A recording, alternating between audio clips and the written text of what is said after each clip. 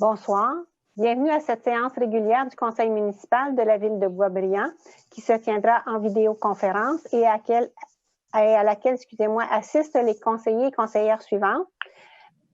Monsieur François Côté, Monsieur Éric Rémy, Madame Christine Baudette, Monsieur Jonathan Thibault, Monsieur Daniel Casser, Madame Karine Laramé, Monsieur Jean-François Eck, Madame Laurie Doucet, sous la présidence de Madame Marlène Cordato, mairesse. Merci beaucoup, Maître Duchamp. Bonsoir à tous. Alors, si vous le permettez, avant de débuter la séance, on va débuter avec un moment de réflexion. Alors, nous vous invitons à observer un moment de réflexion en mémoire des citoyens décédés au cours du dernier mois. Donc, Madame Laurette Gélina Bourdage, le 18 avril à l'âge de 97 ans. Madame Louise Laroche, née Lefebvre, le 21 avril à l'âge de 72 ans. Madame Yolande Labelle, le 23 avril à l'âge de 83 ans. Monsieur Charles Beaulieu, le 25 avril à l'âge de 84 ans, ainsi que Madame Nicole Mochon, née Lefrançois, le 3 mai dernier à l'âge de 78 ans. Nos pensées accompagnent également les employés municipaux attristés par le décès de Madame Renée Ouimet, maire de M. Sylvain Fouché, électricien du service des travaux publics, le 9 mars à l'âge de 67 ans. Madame Louise Vanier, maire de Madame Geneviève Paquette, préposée à la bibliothèque le 8 avril à l'âge de 65 ans. Madame Suzanne Deblois, belle-mère de M. Bruno Cyr, administrateur de réseau au service des technologies de l'information, le 16 avril à l'âge de 78 ans. M. Paul Benoît, père de M. Sylvain Benoît, directeur du service des loisirs, le 18 avril à l'âge de 85 ans, ainsi que M. Pierre Hott, père de Mme Josée Hott, technicienne à la paie et comptabilité au service de la trésorerie, le 26 avril dernier à l'âge de 68 ans. Nous offrons nos sincères condoléances aux familles des défunts, ainsi qu'à toutes les familles qui ont récemment perdu un proche victime de la pandémie actuelle. Excusez-moi, Madame la mairesse, j'aimerais être capable de rajouter M. Roger Benoît, qui nous a quittés le 1er janvier 2020 à l'âge de 79 ans, après 20 ans à la ville de Boisbriand. Merci.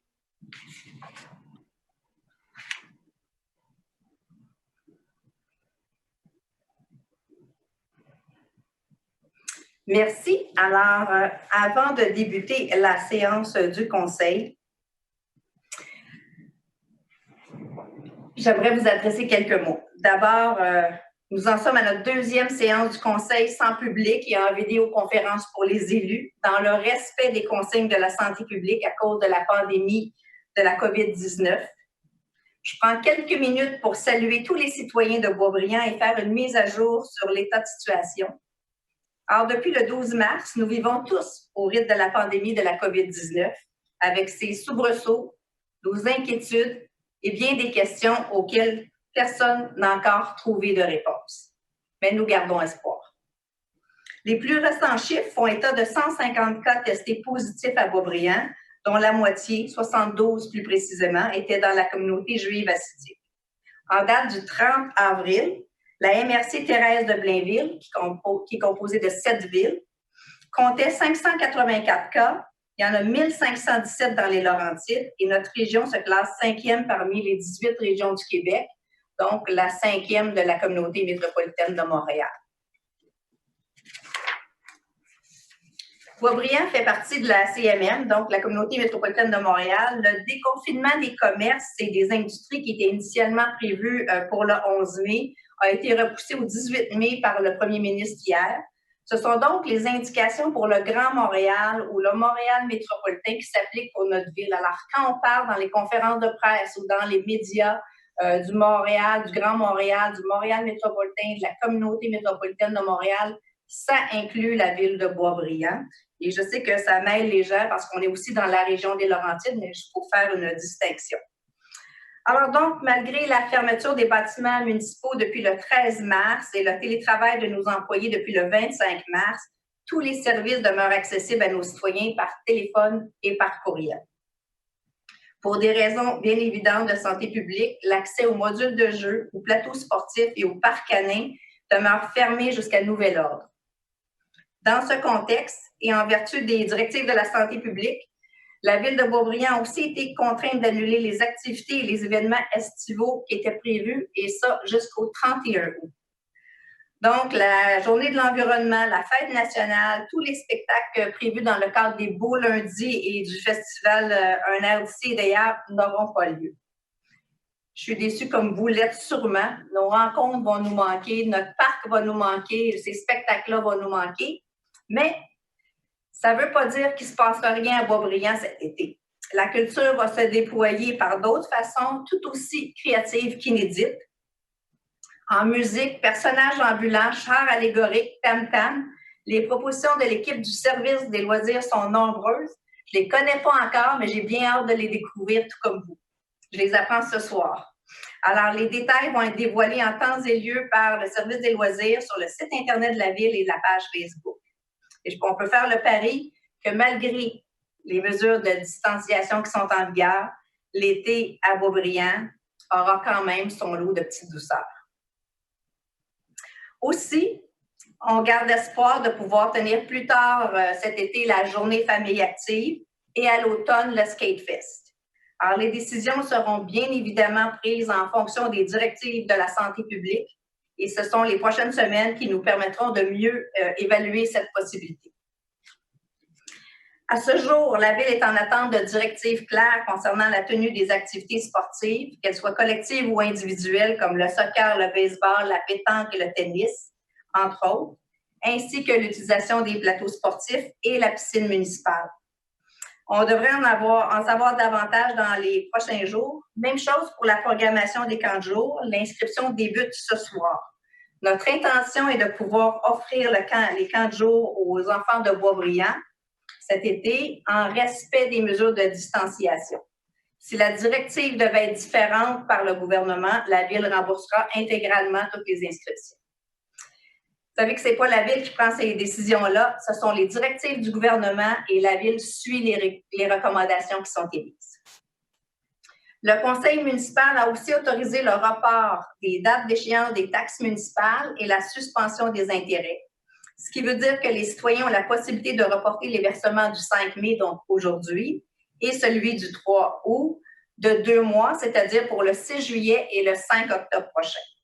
Aussi, il n'y a aucun intérêt qui court sur les comptes de taxes municipales pour la période du 24 mars au 6 juillet 2020. Les employés municipaux ont contacté toutes les personnes qui avaient envoyé un chèque post-daté pour le 5 mai afin de leur proposer la nouvelle date d'échéance du 6 juillet. Et je dois souligner ici que beaucoup de ces citoyens ont choisi de conserver cette date d'encaissement de leur paiement. Nous comprenons que votre situation personnelle vous permettait de le faire et nous vous en remercions. Votre geste est significatif pour nous car cela a un impact positif sur les liquidités de la Ville pour faire face à nos obligations. Je tiens également à dire que la Ville de Boisbriand soutient aussi la relance des activités et de l'économie en général. Je salue les commerces et les entreprises de services essentiels qui sont demeurés ouverts depuis le début de cette crise. Un merci particulier à tous les employés qui sont demeurés en poste, ainsi qu'à nos anges gardiens. L'heure est maintenant à la relance. Graduellement, nos commerces et les entreprises rouvriront leurs portes dans la CMM, la communauté métropolitaine de Montréal, le Grand Montréal dont Boisbriand fait partie. Cette réouverture se fera le 18 mai. Pour faciliter la transition, la Ville travaille en étroite collaboration avec la Chambre de commerce et d'industrie Thérèse de Blainville. Dans les prochains jours, les prochaines semaines, tous les commerçants et les entrepreneurs de Boisbriand seront contactés par nos employés municipaux afin de compléter un sondage qui a été élaboré par la Chambre de commerce.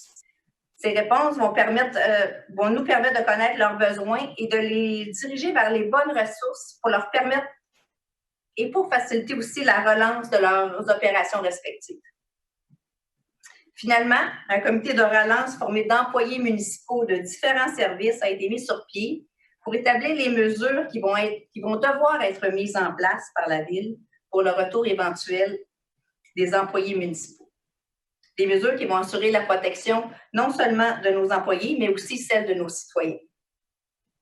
Aucune date de retour n'a été confirmée et comme vous tous, nous attendons les directives du gouvernement. Nous avançons tous dans la même direction et même si la route est incertaine, Nous gardons espoir que le meilleur est à venir. Je vous remercie de votre attention et de votre précieuse collaboration. Continuez de prendre soin de vous et de vos proches. Merci beaucoup.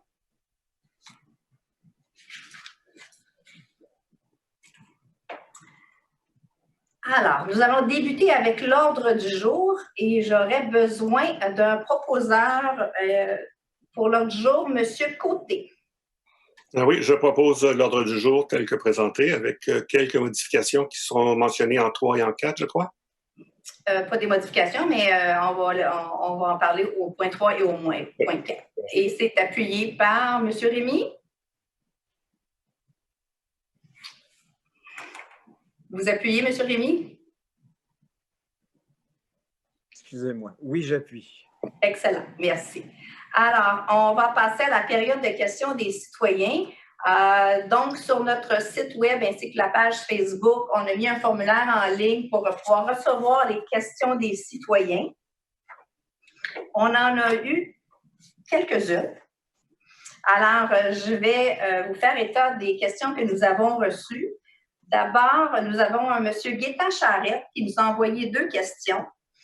La première question concerne, en fait, il nous dit « Chaque année, on doit refaire les lignes blanches des rues, ce qui occasionne temps, argent et pollution causés par les véhicules qui fonctionnent toute l'année.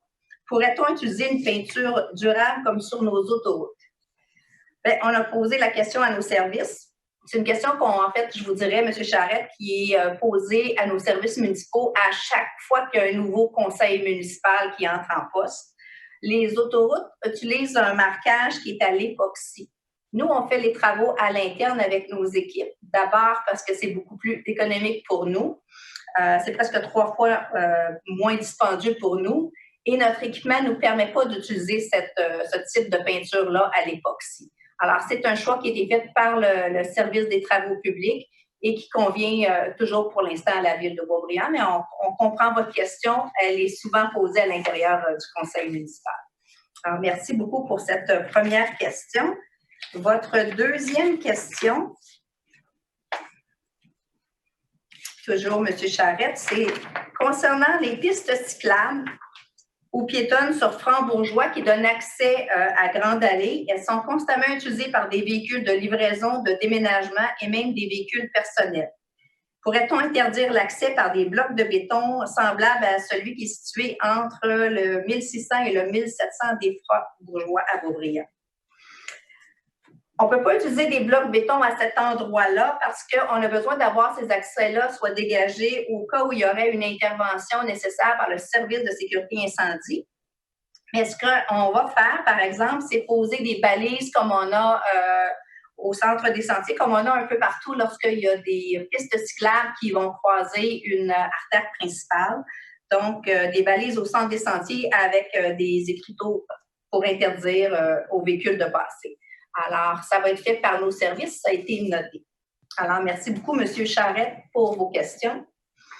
Madame Cournoyer, votre question, c'est est-ce que vous voulez avoir une mise à jour du dossier du relais? Vous avez posé votre question lors d'une rencontre précédente séance du Conseil. Le dossier auquel vous faites allusion est un dossier qui concerne l'organisme Le Relais. Alors, c'est donc, comme on vous l'a mentionné précédemment, auprès de l'organisme Le Relais que vous devez adresser votre question, puisque c'est un organisme sans but lucratif distinct de la ville de Boisbriand. Nous avons reçu quelques questions de citoyens concernant la rivière cachée qui passe derrière chez eux. Alors, il s'agit de Mme Patricia Matos, de M. Parviz Parandesh, de M.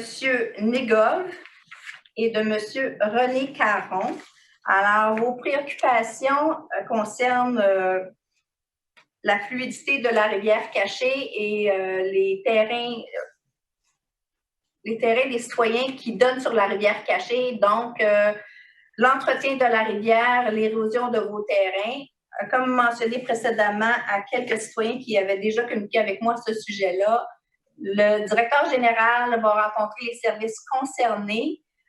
Tous les dossiers qui concernent des cours d'eau sont complexes. Il y a une bande riveraine, il y a des travaux qui peuvent être faits, il y a des travaux qui ne peuvent pas être faits. Alors, ceci va être regardé par notre directeur général au cours de la semaine prochaine et on va pouvoir revenir à chacun de ces citoyens-là avec des réponses concrètes sur la réglementation qui s'applique et quels sont les travaux qui peuvent ou qui ne peuvent pas être faits dans ces cours d'eau-là.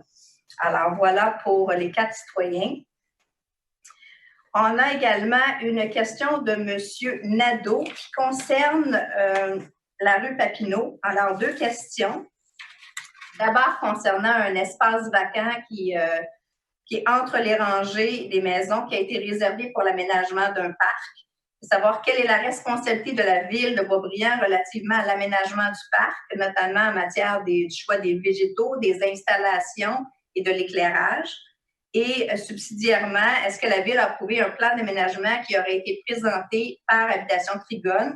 Et est-ce que les résidents du quartier ont un mot à dire quant au choix du constructeur pour procéder à son aménagement?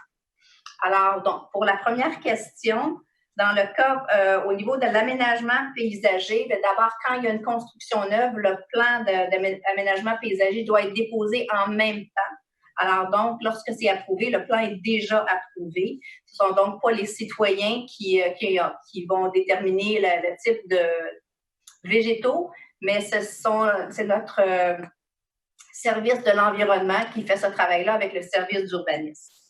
Au niveau, actuellement, il y a déjà des végétaux qui sont installés. Il y aura une inspection qui va être faite après le printemps et après la reprise végétale. Et s'il y a des déficiences ou des correctifs à apporter, ils vont être demandés à l'entrepreneur.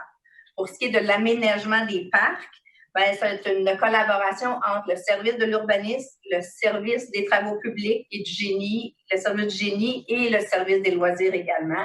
Alors, il y aura un aménagement qui va être proposé aux membres du conseil.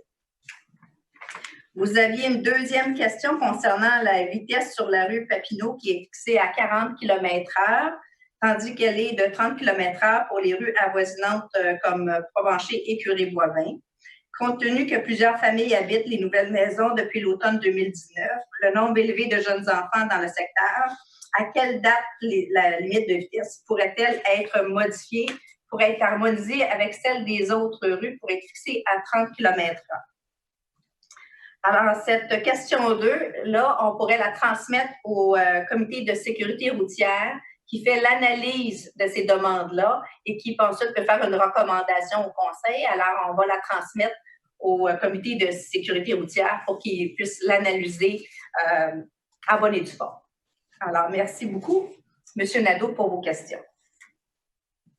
Ensuite, on a une question de M. Maillot qui concernait en fait notre demande. M. Maillot, vous souhaitez installer un cabanon, en fait agrandir un cabanon dans votre secteur de la 4e avenue et on vous a demandé de la documentation comme un certificat de localisation et d'autres documentations. Ça fait référence au fait que vous êtes dans la zone d'intervention spéciale qui a été décrétée par le gouvernement du Québec suite aux inondations majeures de 2017 et de 2019. Alors, c'est donc en réponse à ces obligations-là qu'on vous a demandé de la documentation supplémentaire. Il y a des discussions qu'on a actuellement avec le service de l'urbanisme qui a lui-même des discussions avec la communauté métropolitaine de Montréal pour voir comment on peut adresser. On comprend que c'est complexe. On comprend également que c'est une demande qui est importante par rapport au type de travaux que vous voulez faire. On peut juste parler là, des coûts là, qui se comparent pas. Alors, on vérifie ça auprès de la communauté métropolitaine de Montréal qui a également un dossier sur tout ce qui est les zones inondables dans la communauté métropolitaine de Montréal. Alors, on est en train de valider pour voir de quelle manière, s'il y a des choses qui peuvent être faites pour alléger ces demandes-là, comme celles que vous nous faites. Alors, nous, on applique la réglementation qu'on leur reçoit. Ce n'est pas un règlement de ville, c'est vraiment une exigence qui est là. Alors, on va voir comment on pourrait, si c'est possible, de vous aider. Alors, M. Maillot, on va vous revenir via le service de l'urbanisme. Alors, merci beaucoup. C'était l'ensemble des questions que nous avons eues de nos citoyens.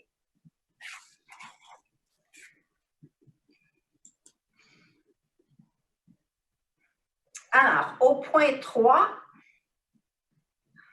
Monsieur Rémy. Me voilà, OK.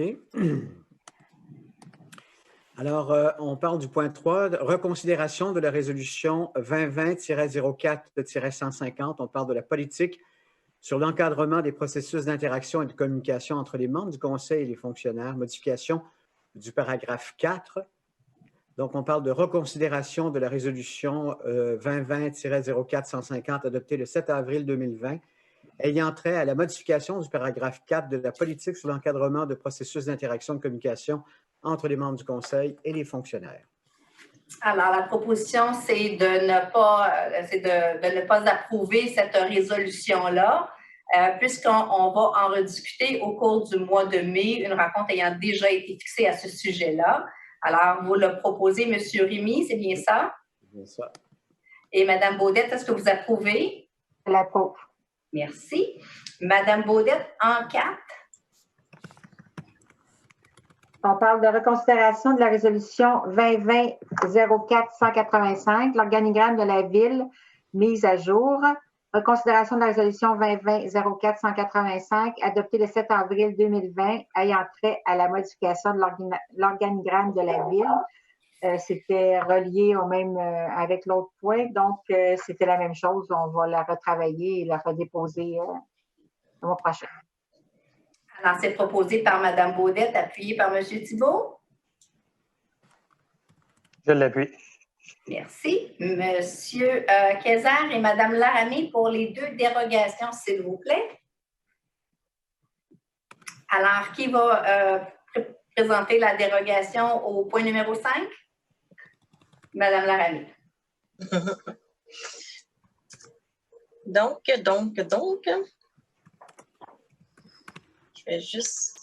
Donc, dérogation mineure pour la rue d'Anne-Mars, zone C3-406, le dossier 2001-DM-396, audition et décision sur la demande de dérogation mineure visant à réduire le pourcentage minimal de fenestration sur les élévations avant et latérales droites du bâtiment commercial à être érigé sur le lot 6 277 553 du cadastre du Québec.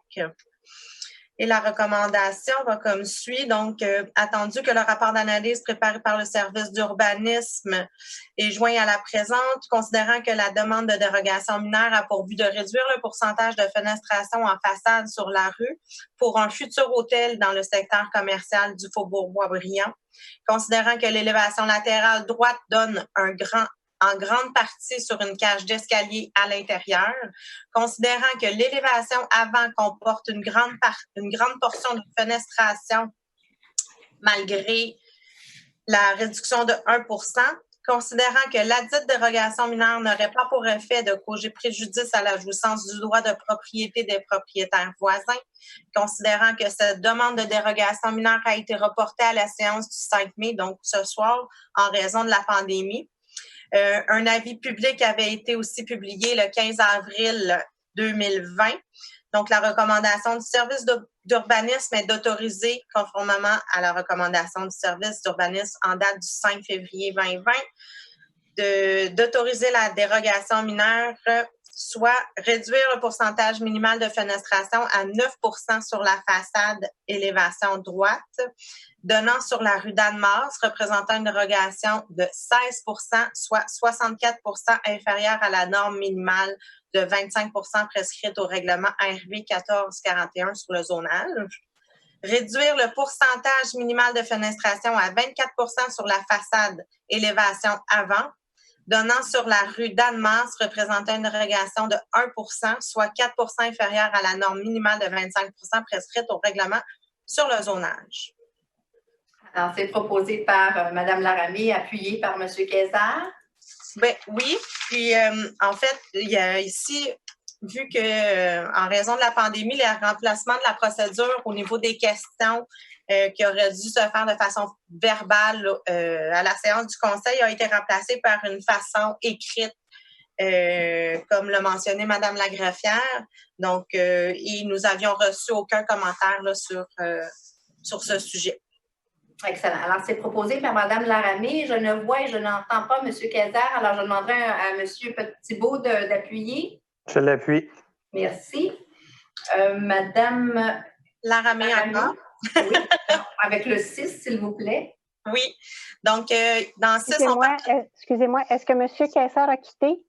On ne le voit pas à l'écran, alors on va pouvoir valider, mais je ne le vois pas. Lorsque je le verrai, je pourrai vous le rementionner, Maître Ducharme. On vient de communiquer avec lui, mais tout à l'heure, il y avait des problèmes de réseau. C'est beau, M.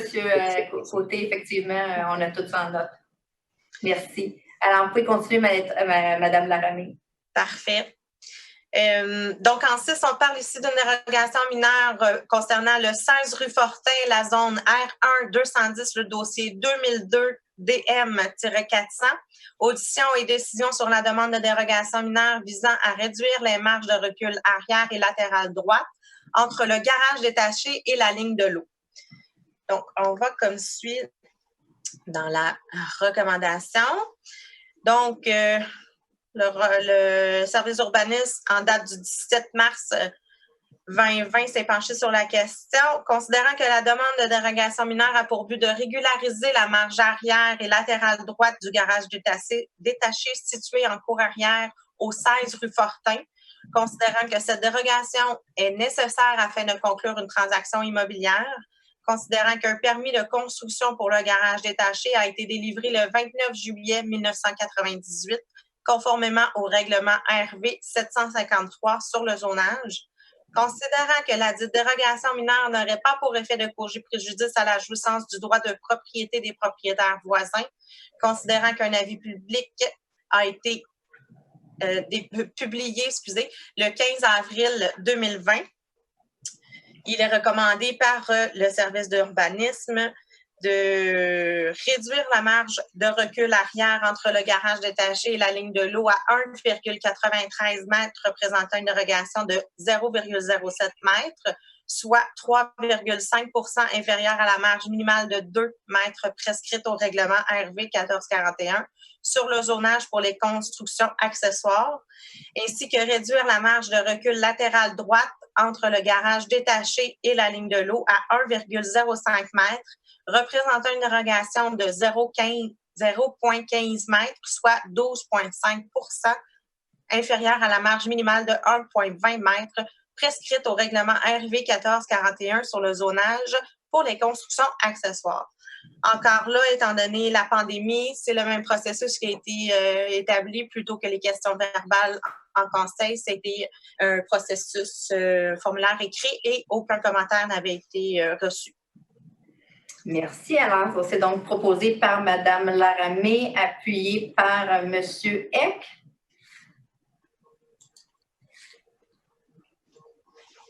Oui, je l'appuie. Excellent.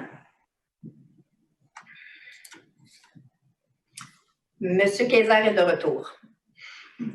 Alors, en 7, M. Thibault, s'il vous plaît. Oui. Donc, c'est les procès-verbaux, séance du Conseil, c'est adopter le procès-verbal de la séance ordinaire du 7 avril 2020, tel que soumis. Excellent. Alors, proposé par M. Thibault, appuyé par M. Kayser. Oui, je l'appuie.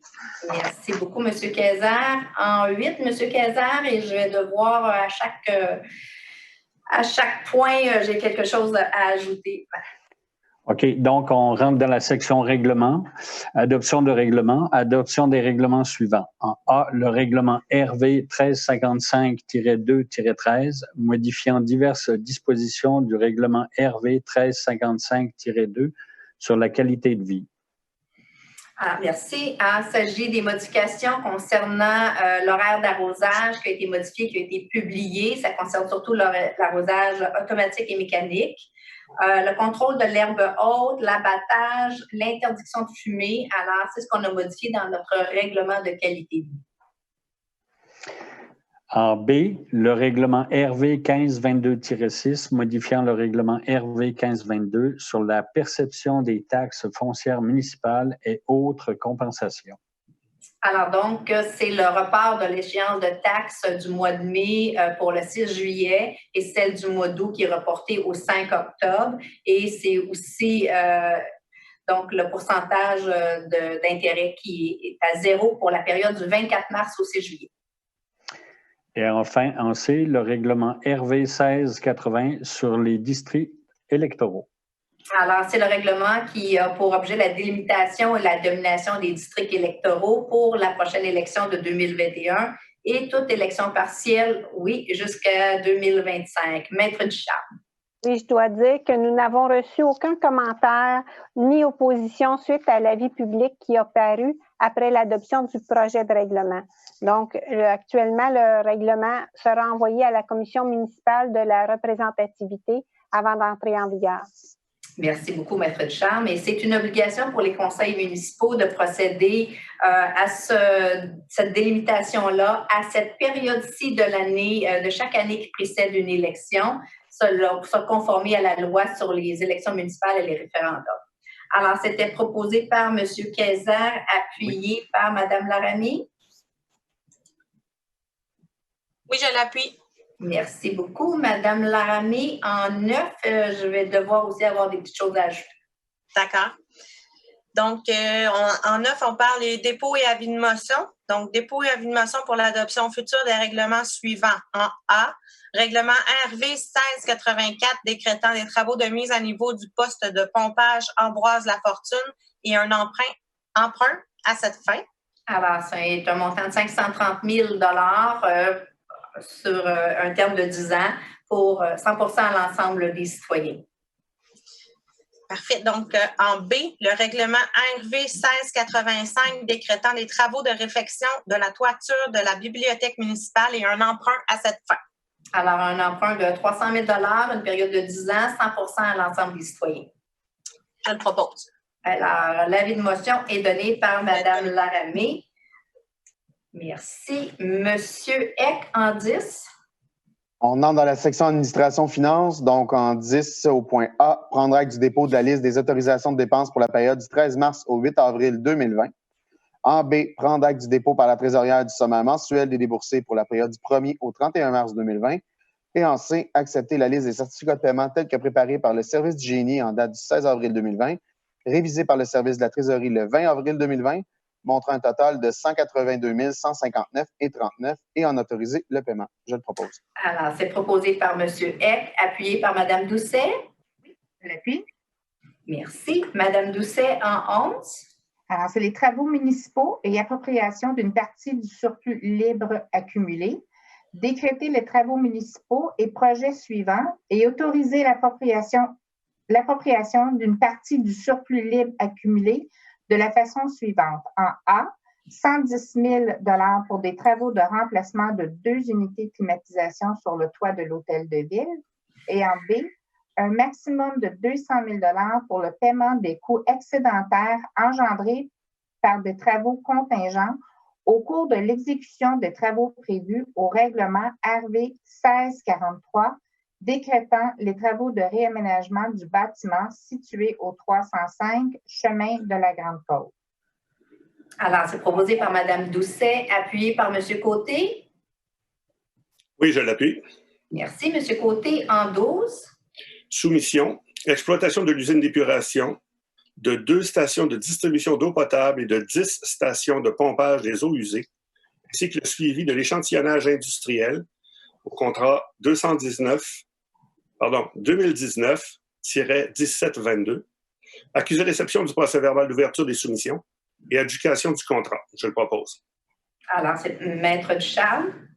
Alors, il s'agit d'un appel d'offres public qui a précédé la réception d'une seule offre pour ce contrat, laquelle a été ouverte le 20 avril dernier et analysée par un comité de sélection.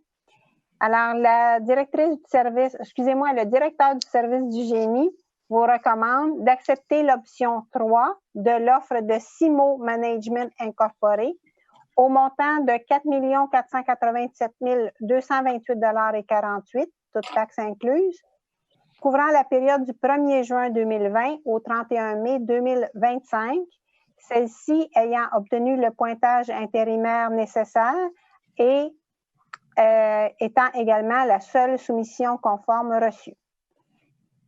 Merci beaucoup, Maître Ducharme. Alors, c'était proposé par M. Côté, appuyé par M. Rémy.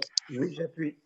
Monsieur Lapointe, peut-être en complément d'information, c'est pas la première fois qu'on a un seul soumissionnaire dans ce type de soumission-là et on est à l'intérieur des budgets prévus. Tout à fait. Tout à fait. On est à l'intérieur des budgets. Il y a 5 ans, il y avait juste un soumissionnaire. Il y a 10 ans aussi, je crois, il y avait juste un soumissionnaire. C'est un marché qui est très fermé, malheureusement. Mais les budgets sont respectés tout le temps. Excellent. Merci beaucoup, M. Lapointe. Alors, en 13, M. Rémy. Oui, on est toujours dans les soumissions. On parle de la conciergerie de l'Hôtel de Ville, le contrat 2020-1760, c'est d'accusé-réception du procès verbal d'ouverture des soumissions et adjudication du contrat. Maître Ducharme. Alors, suite à un appel d'offres publiques, la Ville a reçu 7 offres pour ce contrat, lesquelles ont été déposées par Univap Incorporé, Armex Incorporé, une compagnie à numéro faisant affaire sous le nom de Service d'entretien PerformNet, une compagnie à numéro portant le numéro 92 57 76 75 Québec Inc., Entretien Futura Incorporé, MC Service aux immeubles Incorporé et Entretien Guillemette. Et après vérification, la première offre de Univap s'est avérée non conforme ou irrecevable. Et suite à l'analyse de l'ensemble de ces offres, la directrice du service des travaux publics vous recommande d'accepter l'offre au montant de 135 127,82 $, toutes taxes incluses, provenant de Armex Incorporé, celle-ci étant la plus basse soumission conforme reçue pour ce contrat, qui couvre la période du 11 mai 2020 au 30 avril 2022, avec possibilité de renouvellement de 3 années additionnelles. Le prix de l'offre sera légèrement ajusté pour tenir compte du début du contrat qui a été un petit peu décalé dans les circonstances. Merci beaucoup, Maître Ducharme. Alors, c'était proposé par M. Rémy, appuyé par Mme Baudette.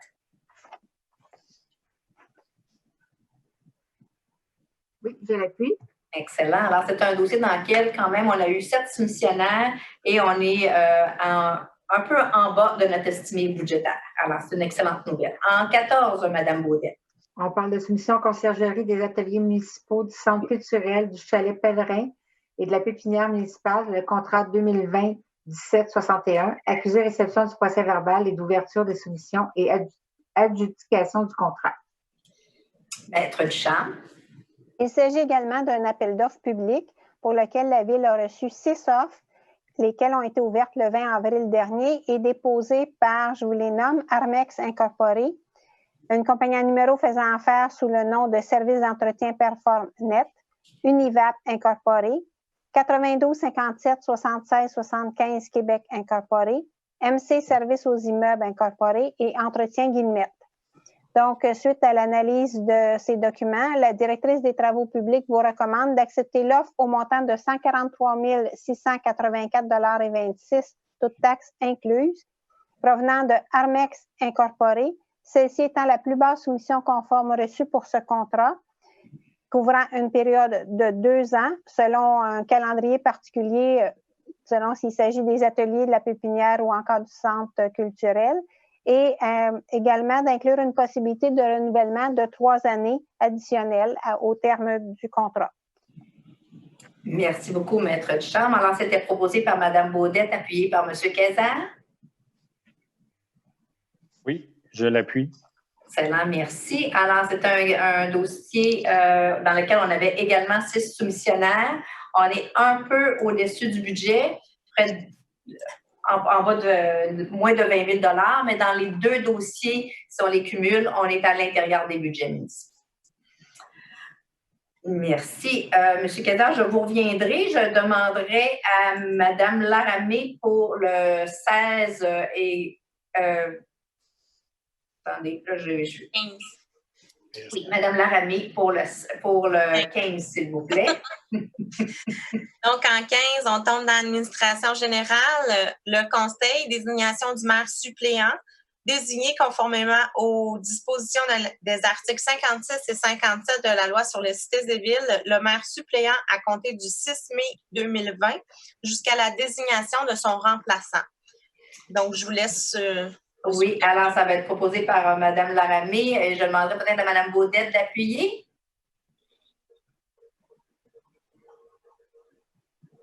Je l'appuie, c'est Daniel Kaiser, je pense que vous ne l'avez pas nommé. Non, c'est ça, effectivement. Alors, M. Kaiser.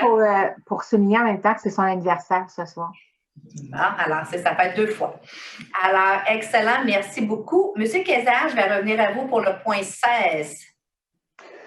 Alors, en 16, impact financier occasionné par la pandémie du COVID-19 sur le cadre financier 2020 et 2021 du transport collectif.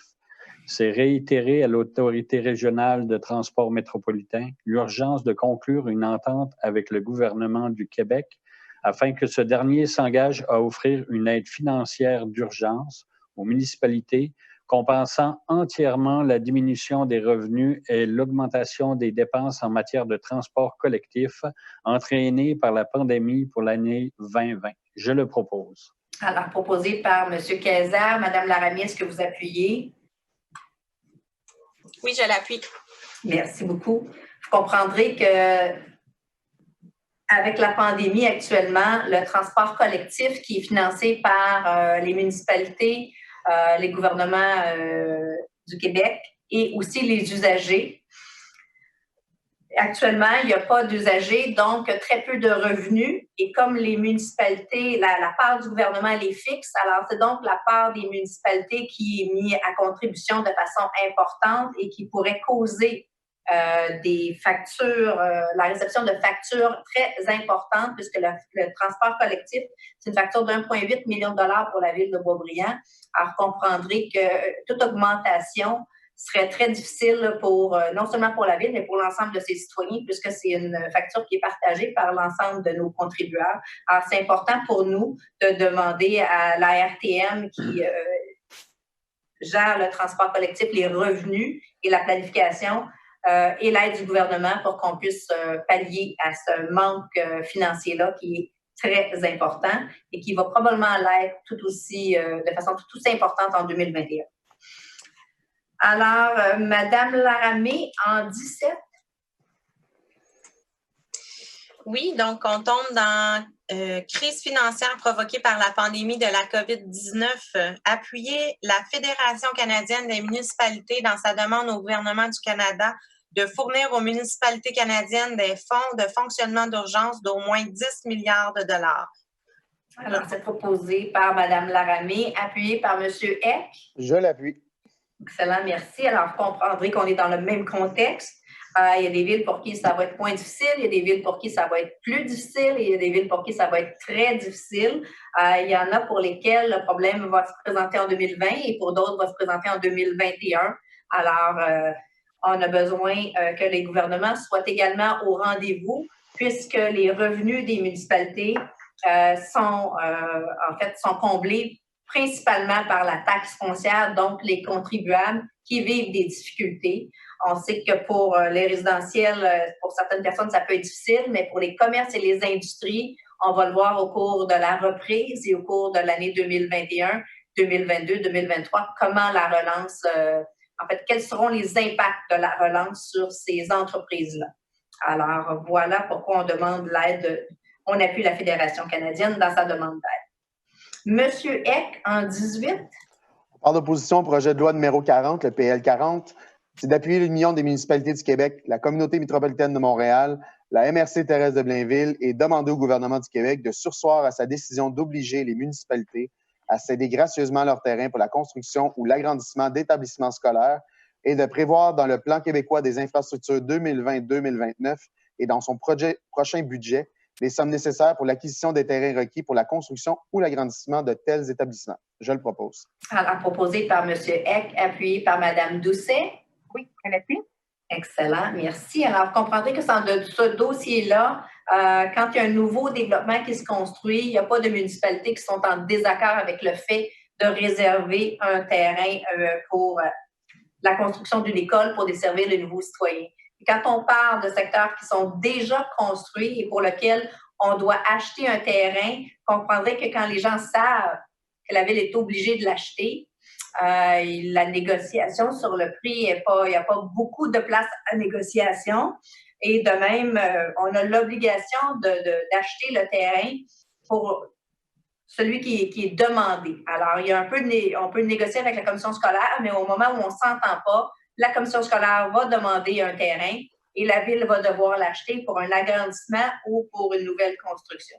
Alors, ça peut être des sommes qui sont extrêmement importantes et pour lesquelles, encore une fois, on va devoir faire des emprunts qui vont être financés, encore une fois, par nos citoyens à même leurs taxes foncières. Et on trouve que ce n'est pas la bonne approche et on souhaiterait discuter avec le gouvernement du Québec pour trouver une meilleure approche pour desservir nos citoyens, mais également être équitable envers nos contribuables.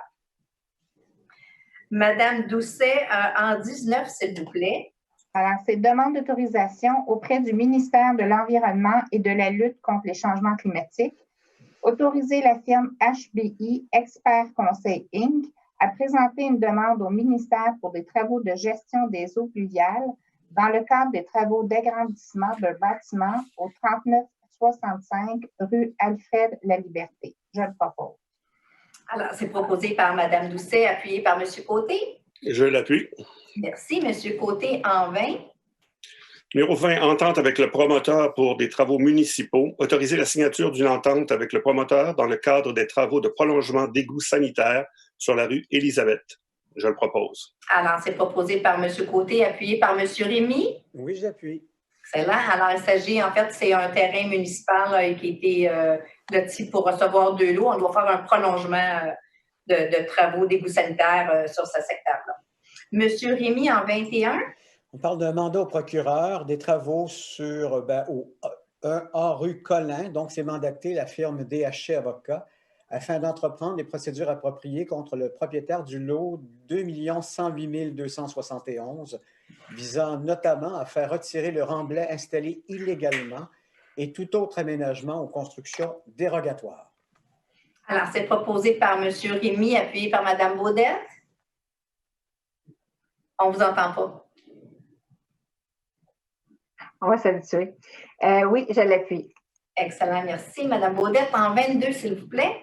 On parle de statistiques des permis de construction. Accusé réception des statistiques des permis émis au cours du mois de mars 2020, montrant un total mensuel de 1 450 387 et un cumulatif annuel de 15 691 430.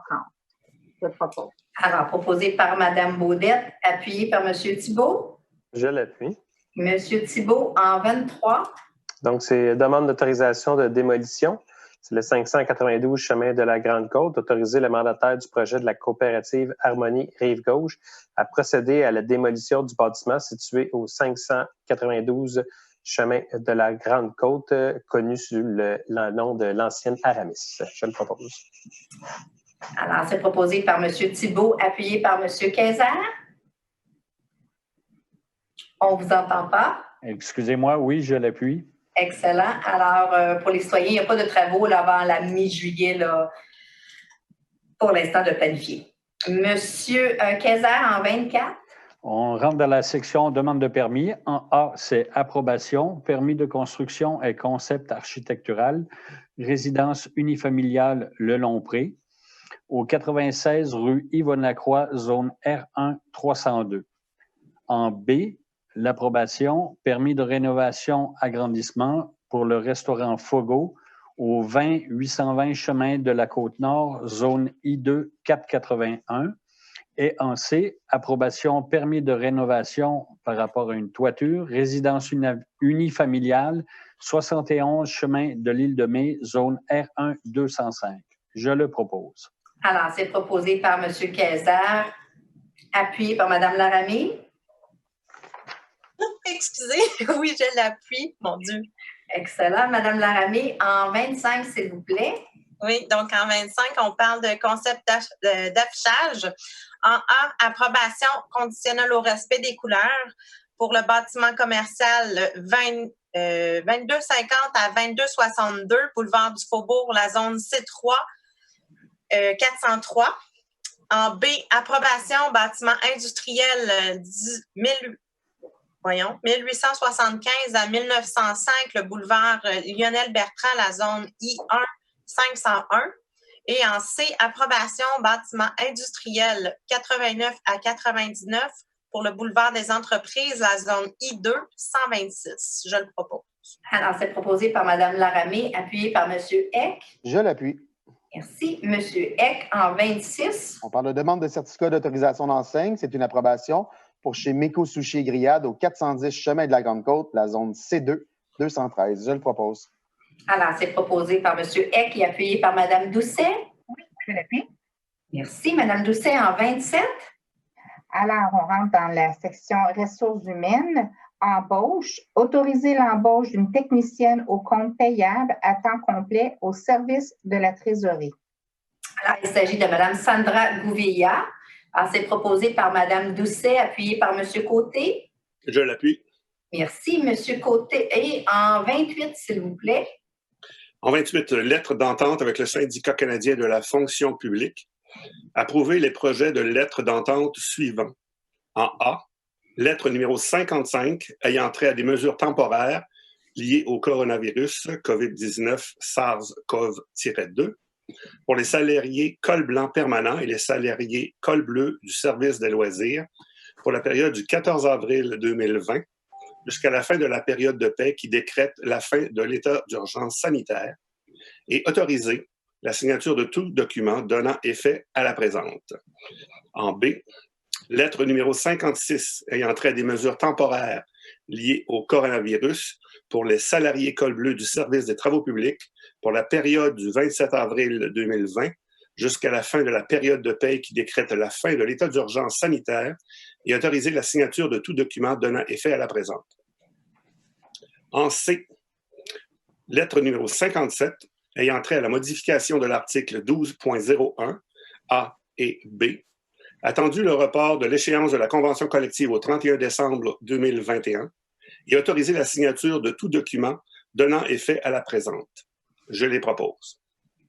Alors, c'est proposé par M. Côté, appuyé par M. Rémy. Oui, j'appuie. Merci beaucoup. Alors, merci à tous. Pour la période de questions pour les sujets à l'ordre du jour, ce mois-ci, nous n'avons reçu aucune question concernant des sujets qui étaient à l'ordre du jour. Alors, on va passer directement aux communications des élus. D'abord, merci. Pour ma part, je vais vous parler de la crue printanière. Alors, on a envoyé un communiqué à nos citoyens qui habitent le secteur de l'avenue d'Émilie, la terrasse Robert et des maisons sur la terrasse Fillon qui sont vraiment sur le bord de l'eau pour permettre aux gens de se préparer s'il y avait une crue importante. Actuellement, les informations que l'on reçoit sont très positives puisque l'eau a diminué beaucoup et malgré qu'il y a de la pluie, qu'il y a de la fonte de neige plus au nord, actuellement, il n'y a pas d'inquiétude pour la rivière des Mille-Îles. Cependant, il y a toujours une veille qui est faite et on surveille ça de près et nous serons prêts à intervenir si c'était le cas. Il faut juste comprendre que dans ce temps de pandémie, notre façon d'intervenir va être très différente puisqu'on doit toujours conserver la distanciation et on ne peut pas mettre sur pied un service d'hébergement ou d'accueil pour vraiment travailler différemment, mais on a notre planification est faite. On espère juste ne jamais avoir à s'en servir cette année.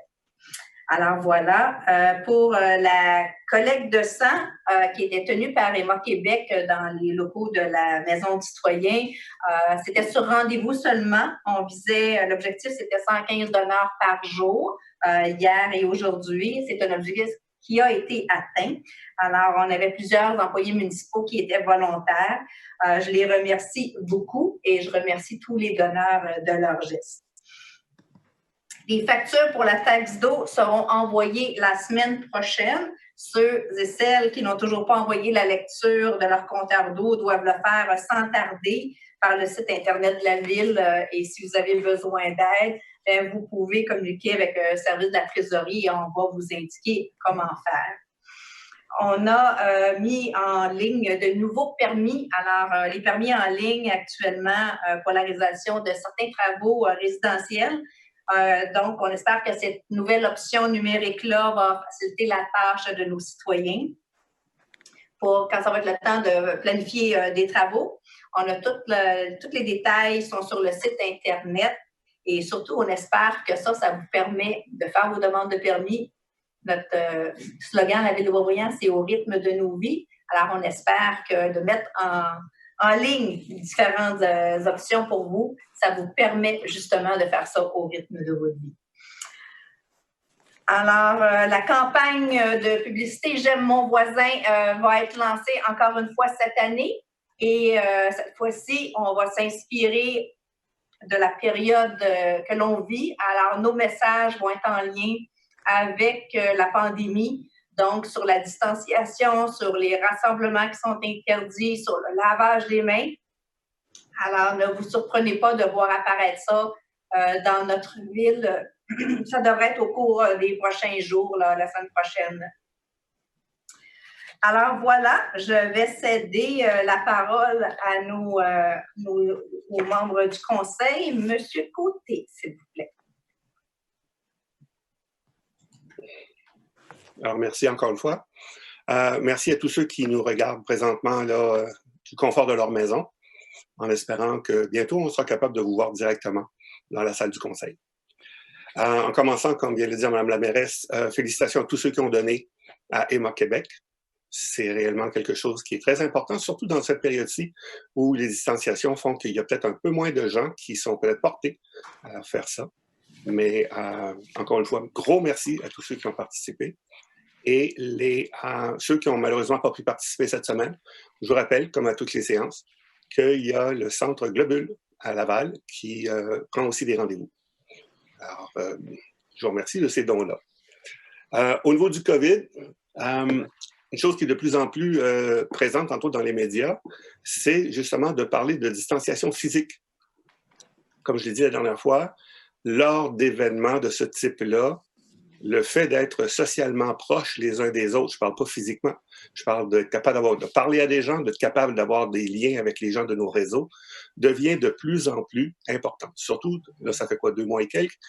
Et là, ce qu'on appelle en anglais le cabin fever, qui commence à s'installer dans certaines familles. Encore une fois, on garde notre distanciation physique entre les autres personnes, entre nos mains et notre visage et tout ça. Mais c'est important de garder le contact au niveau social. Vous avez des personnes de votre réseau dont vous n'avez pas eu de nouvelles depuis un petit bout de temps. Vous avez des personnes âgées que vous connaissez. Prenez le temps de leur donner un petit coucou. Je sais que c'est très, très, très apprécié. Toujours, bien sûr, en respectant la distanciation physique. Et la distanciation physique nous permet quand même d'aller prendre des marches et de profiter du beau temps pendant qu'il est là. Parce qu'il faut se rappeler qu'il ne reste malheureusement que 233 jours avant Noël. Le beau temps nous amène également des animaux sauvages un peu partout. Il y a des rapports qui commencent déjà à rentrer.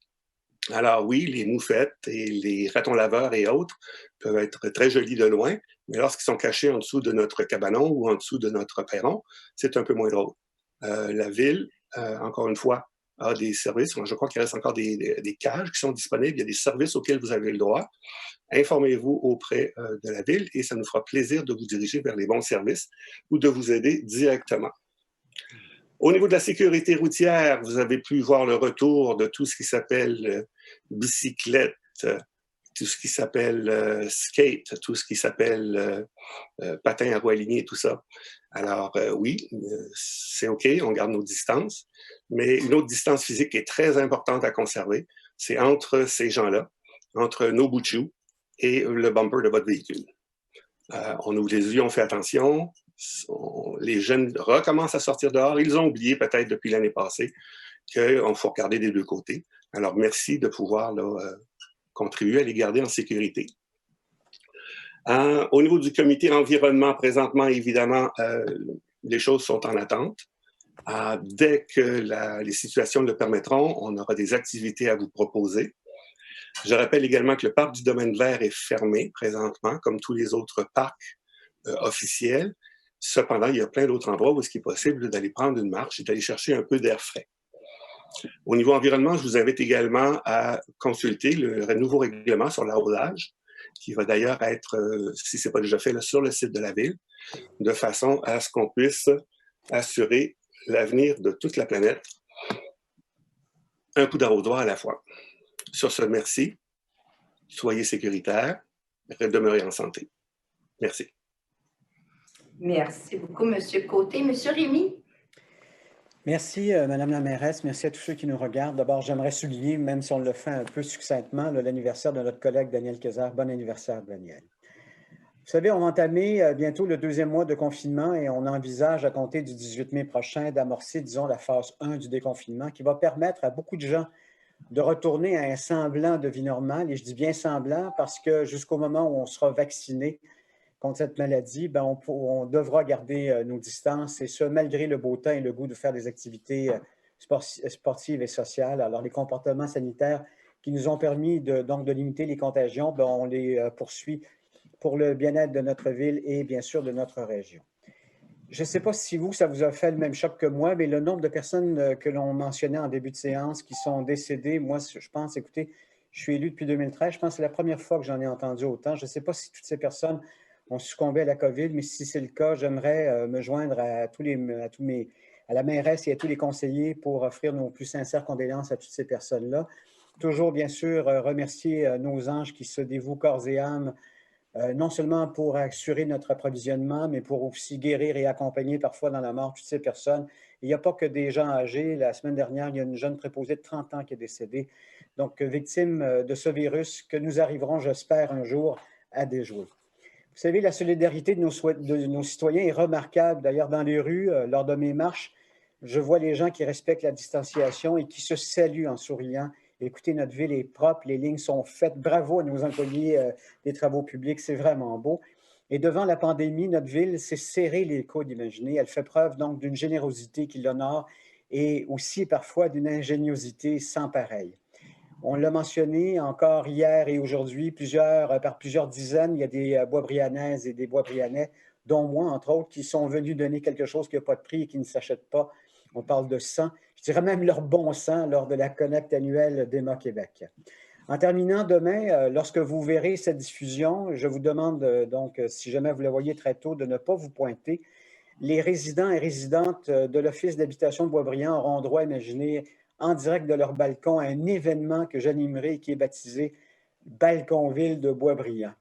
Je fais partie donc du comité organisateur et donc je l'animerai. Et à ma demande, imaginez, j'ai demandé à un vieux chum qui est aussi un citoyen de la ville de Boisbriand s'il pouvait venir faire une prestation musicale et chanter. Et non seulement il a accepté, mais il a ajouté ses 2 fils. Et là, je parle de Sam Simard, qui sera accompagné d'Emmanuel et de Raphaël Simard-Fortin. J'espère qu'au moment où vous allez regarder ça, ça sera passé parce qu'on ne veut pas de rassemblement.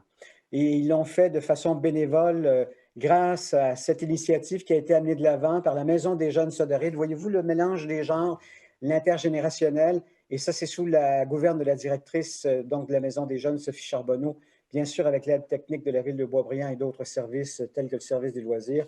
Alors, ces gens vont avoir procuré une fête des mères un peu hâtive, mais un petit peu de bonheur à toutes ces personnes qui sont confinées et coupées de l'affection, non seulement souvent de leurs enfants, leurs petits-enfants, mais aussi beaucoup de leurs membres de famille.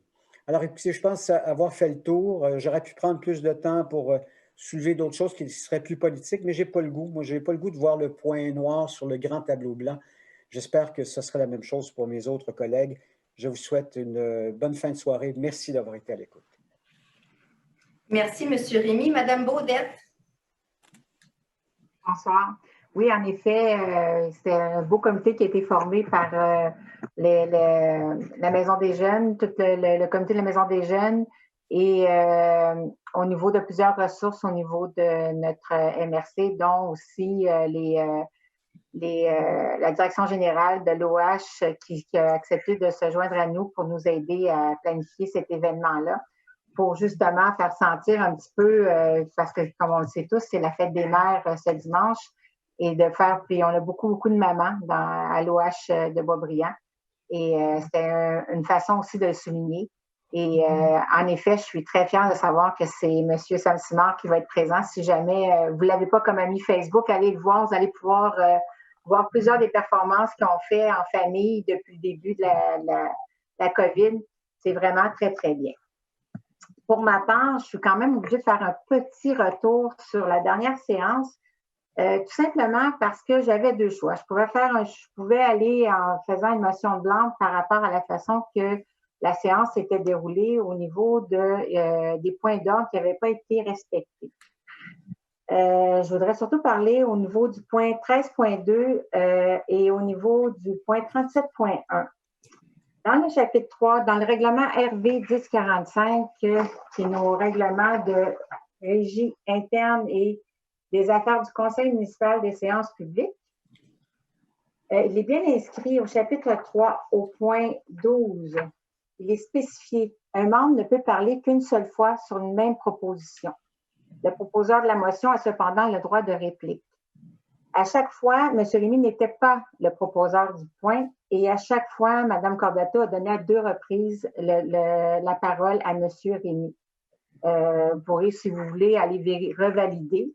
Le but étant pas d'en faire un débat, mais le but était surtout de demander à ce qu'on soit plus rigoureux et plus respectueux de la démocratie qui a été mise en place et qui a été choisie par tous les membres du Conseil. De plus, si on prend le point 8, concerne l'ordre, c'est marqué ici, la greffière prépare pour l'usage des membres du Conseil la séance ordinaire et on a tous énuméré au point 8, les items, l'ordre du jour sont appelés suivant l'ordre dans lequel ils sont inscrits ou modifiés. Les affaires ordinaires du Conseil sont prises dans l'ordre suivant. On a tous les points, ça parle d'adoption de l'ordre du jour, période de questions des citoyens, séance d'information sur les dérogations mineures et ou sur les modifications du plan d'urbanisme et le règlement de zonage, procès-verbaux, avis de motion, règlement, administration finance, administration générale, planification et urbanisme, ressources humaines, période de questions sur le sujet à l'ordre du jour, communication du maire au public, communication des conseillers au public, et par la suite, levée de la séance. Donc, à aucun moment, lorsqu'on adopte l'ordre du jour, il est question de donner un deuxième droit de parole au niveau du maire. Si on regarde bien, l'ordre qui a été, puis qui est dans le règlement RV 1045, spécifie l'ordre et après le mot des conseillers, c'est la levée de la séance. Donc, si ce n'est pas le cas, il faudrait peut-être revoir les règlements puis s'entendre sur si on doit donner deux fois un droit de parole ou si au niveau de la mairie. Sur ça, je vais vous revenir à ce qui m'importe le plus. Dans le fond, justement, en fin de semaine, c'est la fête des mères. Ce ne sera pas une fête des mères ordinaire. Pour plusieurs d'entre nous, on n'aura pas la chance de la serrer dans nos bras. On n'aura pas la chance de recevoir les câlins qu'on reçoit habituellement à la fête des mères. Et puis, je peux vous dire que s'il y en a qui s'en font à penser qu'est-ce qu'ils pourraient offrir à leur maman, je peux vous dire qu'il n'y a rien au monde qui va être plus précieux pour nous tous. Donc, cassez-vous pas la tête avec des cadeaux. Je pense que je parle au nom de tous les mamans ici. Et, excusez-moi.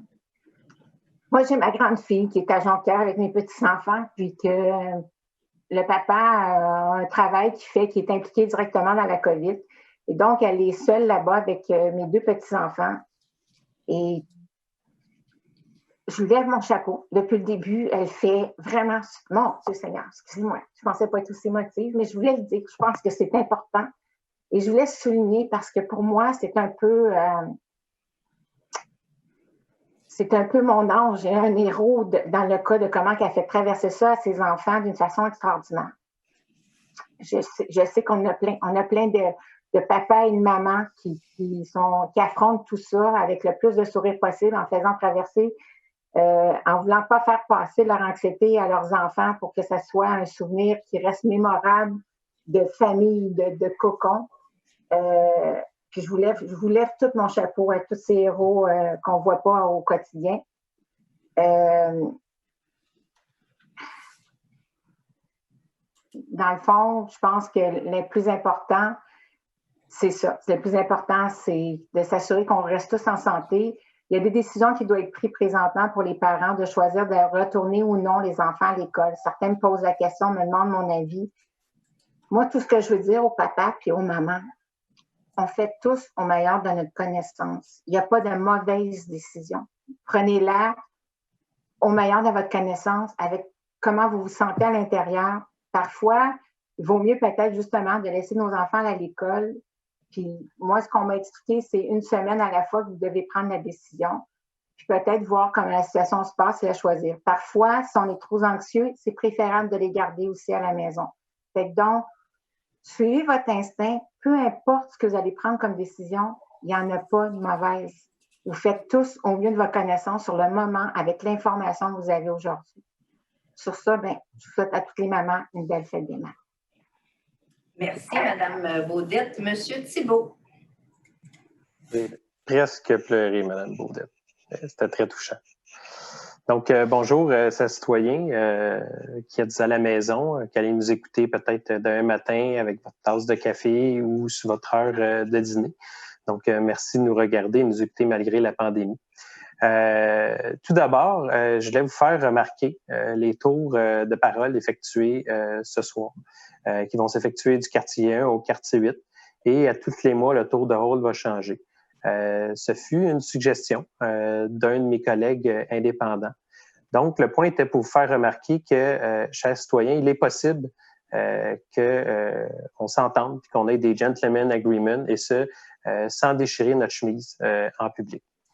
Dans un autre ordre d'idée, toujours en parlant de politique, j'ai le goût de vous en parler un petit peu plus ce soir. Parce que je sais que la plupart d'entre vous, puis excusez l'expression, on n'a rien à cirer d'une certaine façon, des fois des montées de lait que certains conseillers peuvent avoir. Et j'inclus tous les conseillers, je ne m'exclus pas de cette affirmation, puisqu'on en a toutes une fois de temps en temps. Parfois, la politique peut être sale. On dit des gros mots, on peut insulter un adversaire. Cela reste de la joute politique, chers citoyens. On a tous choisi d'être élus, puis on a fait le choix de se présenter et d'être élus par vous dans une élection. Par contre, il y a certaines personnes qui travaillent de très près avec le conseil de ville qui, eux, n'ont pas choisi ce choix-là. Ils travaillent dans l'ombre et ils ont choisi d'être dédiés à leur travail d'une façon qui est peu connue des citoyens. Pour moi, faire de la politique veut aussi dire le faire avec respect. Pas toujours en accord, dire son opinion, être en désaccord, c'est toute la même chose, mais toujours dans le respect.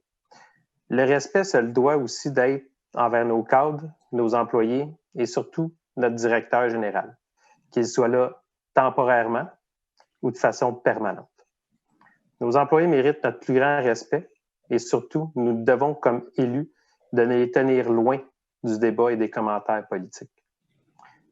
Je tiens à dire que je trouve vraiment dommage des commentaires de certains de mes collègues, que l'on soit en accord avec la façon que certains conseillers peuvent amener des points, qu'on n'en parle pas d'avance, et peu importe comment on le fait de traiter quelqu'un ou de quoi que ce soit, de ne pas avoir le contrôle sur les émotions et que ça déborde, de dire un commentaire sur une personne qui se dédie à son travail, c'est inacceptable. De ce fait, en toute humilité, comme les commentaires ont été faits publiquement, je demande à ceux qui ont émis ces commentaires-là de faire preuve d'humilité à leur tour et de présenter des excuses publiquement. Sur ce, je souhaite un bon début de printemps. La chaleur s'en vient et profitez-en. Bonne soirée. Merci, M. Thibault. M. Kayser. Oui, bonsoir. Comme de fait, moi aussi, j'aimerais revenir sur la séance du Conseil du 7 avril dernier. Avant tout, permettez-moi de rappeler à Mme la mairesse de s'en tenir à son droit de parole qu'elle a eu, en bonne et due forme, et de ne pas faire de retour comme elle le fait à chaque séance. Je lui suggère, tout comme moi je le fais présentement, de faire son droit de réplique à la séance du mois prochain. Dans son mot du conseiller du 7 avril dernier, Mme Baudette a rapporté des propos qui ont fait réagir Mme Cordato dans sa fameuse mise au point en fin de séance.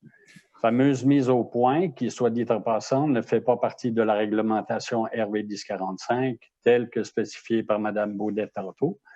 Donc, on parle du décorum de l'Assemblée. Et comme de fait, c'est à l'ordre du jour, ce deuxième droit de parole n'est même pas à l'ordre du jour de la séance de ce soir qui a été adoptée à l'unanimité en entrée. Donc, pour résumer un peu la situation du 7 avril dernier, suite à une séance préparatoire où nous nous sommes confrontés sur le fait que nous trouvions anormal que notre plan de sécurité civile n'a pas été activé, alors que depuis le 13 mars 2020, le gouvernement du Québec avait décrété l'état d'urgence. Ce qui, selon la majorité d'entre nous, aurait eu pour effet de laisser nos coordonnateurs de la sécurité civile en charge des opérations et de s'assurer d'une coordination administrative et non politique des enjeux rencontrés. En plus de nous permettre de recevoir de l'information totalement transparente. Dès le début de la crise, toute l'information passait par Mme Cordato. Elle a mentionné pendant la visioconférence du dimanche 29 mars qu'un avis de confinement concernant la communauté hassidique était demandé en nous précisant que c'est elle qui gérait les appels de la santé publique. Ce n'est qu'à ce moment et à ce seul moment que nous avons reçu les informations correctes quant à l'évolution du dossier COVID-19 de la municipalité. Pour toutes les autres informations distribuées à la population, nous les avons reçues par courriel une fois les communiqués de presse envoyés et publiés. Nous trouvions inadmissible que la mairesse dirige les opérations et soit le pôle par qui passaient les informations alors qu'elle n'a aucune formation à cet effet. Lors d'une formation de mesures d'urgence suivie en 2010 où Mme Cordato, Mme Baudette ainsi que moi-même participions, on nous avait clairement expliqué que dans une telle situation, le conseil avec le maire se tenait à l'écart et attendait de recevoir les recommandations des coordonnateurs de mesures d'urgence, ce qui ne fut pas le cas ici. Malgré le rappel qu'on lui a fait sur ce propos et les multiples demandes de nous permettre de parler avec messieurs André Lapointe et Claude Prévost, afin de valider la pertinence de mettre en place notre plan de mesures d'urgence, Mme Cordato nous l'a toujours refusé. Nous réalisons par la suite que la bonne appellation était plan de mesures de sécurité civile. Si Mme Cordato avait demandé la mise en place du plan municipal de sécurité civile, elle aurait laissé nos coordonnateurs, autrement dit nos professionnels, prendre la situation en main et elle aurait assumé son rôle de mairesse en attendant leurs recommandations. Finalement, acculés au pied du mur, sachant que nous étions plusieurs élus pour réclamer la mise en marche du PMSC, Mme Cordato lors de l'adoption de l'ordre du jour de la séance du Conseil du 7 avril, proposé que nous démarrions notre plan municipal de sécurité civile, 25 jours après la demande de confinement du gouvernement provincial. Et oui, dès le début, nous avons bien senti que le fait que la situation lui permettait de parler à certains dirigeants et élus semblait lui apporter une certaine gratification. Ça, c'est la fin du résumé de la mise en situation des faits des propos tenus par ma collègue Christine Baudette le 7 avril et moi-même ce soir. À la fin de la séance, Mme Cordato dit vouloir corriger plusieurs choses. Il en est une qui m'a fait hérisser le poil, comme dirait l'autre. À 2h16 minutes et 32 secondes de l'enregistrement de la séance, Mme Cordato dit, et je la cite, « Juste faire attention quand on fait des allusions ou qu'on fait des affirmations, il faut s'assurer qu'on dit les bonnes choses. » Fin de la citation. À partir de 2h18 minutes 34 secondes, Mme Cordato parle de l'allusion à la situation personnelle de ma collègue Christine Baudette et dit avoir dû intervenir car Mme Baudette a porté des dossiers de sécurité incendie autour de la table du Conseil. et que cela rendait certains membres du Conseil mal à l'aise. Mme Cordato aurait demandé que Mme Baudette demande à ses collègues de le faire à sa place parce que Mme Cordato trouvait cela malhabile. La vérité, Mme Cordato, c'est théâtral pas mal mon affaire, mais c'est la réalité.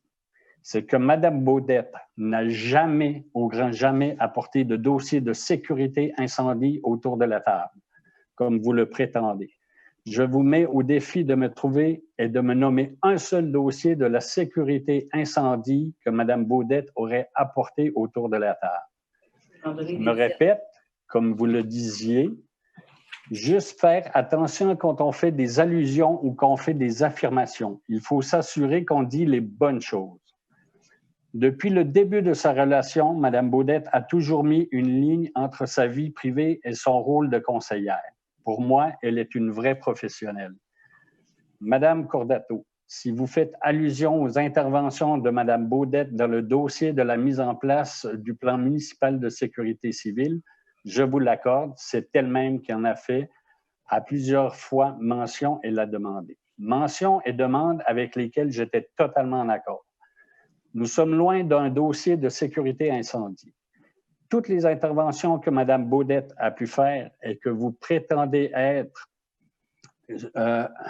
des sujets, excusez-moi, à la sécurité incendie sont d'ordre de la sécurité civile.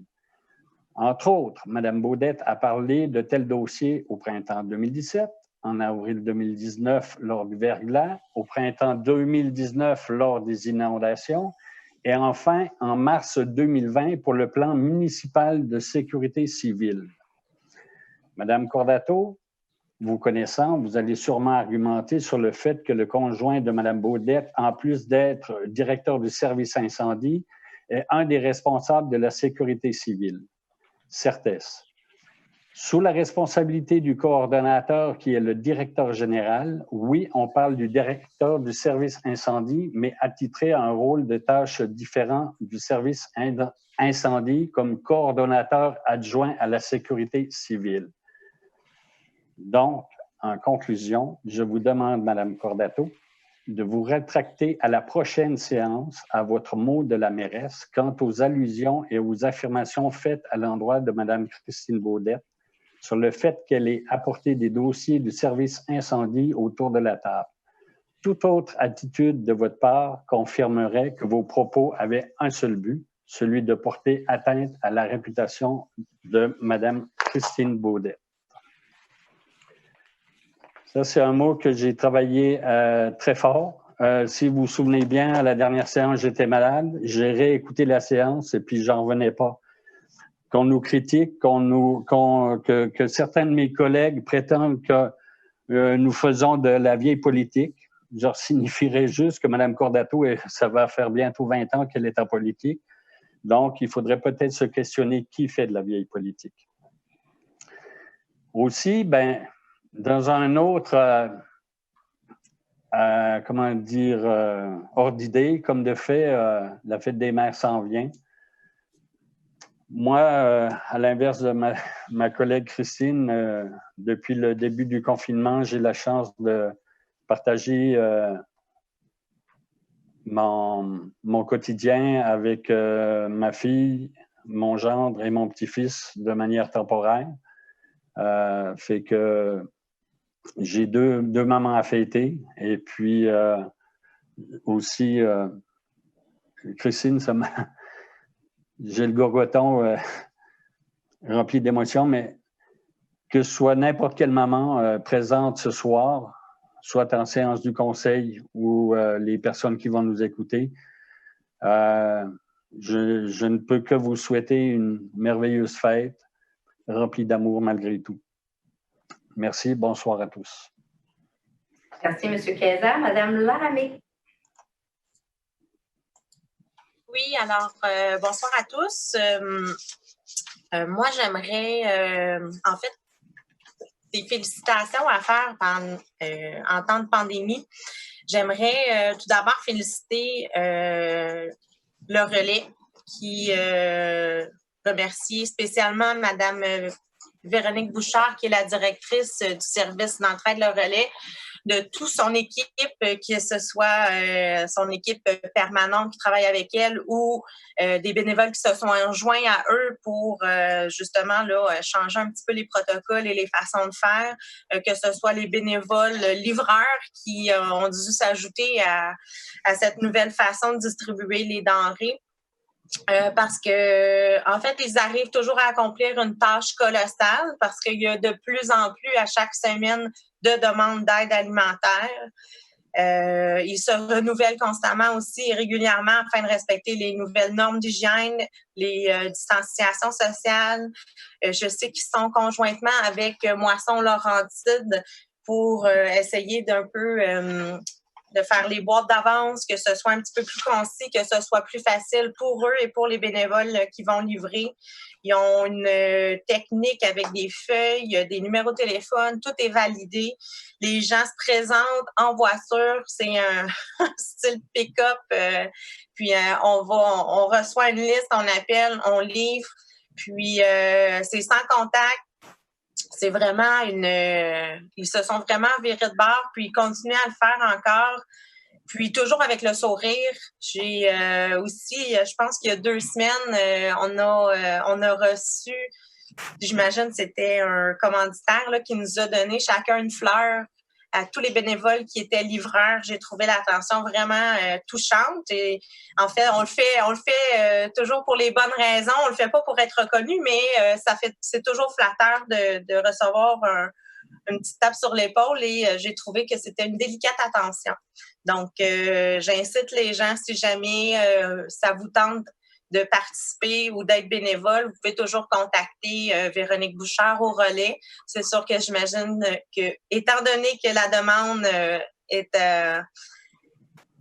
toujours en augmentation, les bénévoles probablement aussi. Donc, vous pouvez contacter directement Véronique au relais. Ceci dit, effectivement, comme ma collègue en parlait, je suis parent d'une jeune encore au primaire qui vit sa dernière année au primaire et je trouve ça un petit peu triste, en fait, pour les 6e années et pour les secondaires 5 qui ont à vivre en temps de pandémie leur dernière année, que ce soit au primaire ou au secondaire, parce que c'est un passage difficile déjà d'avance. Puis là, on le fait un peu sur les chapeaux de roue, mais on n'a comme pas le choix de suivre la vague.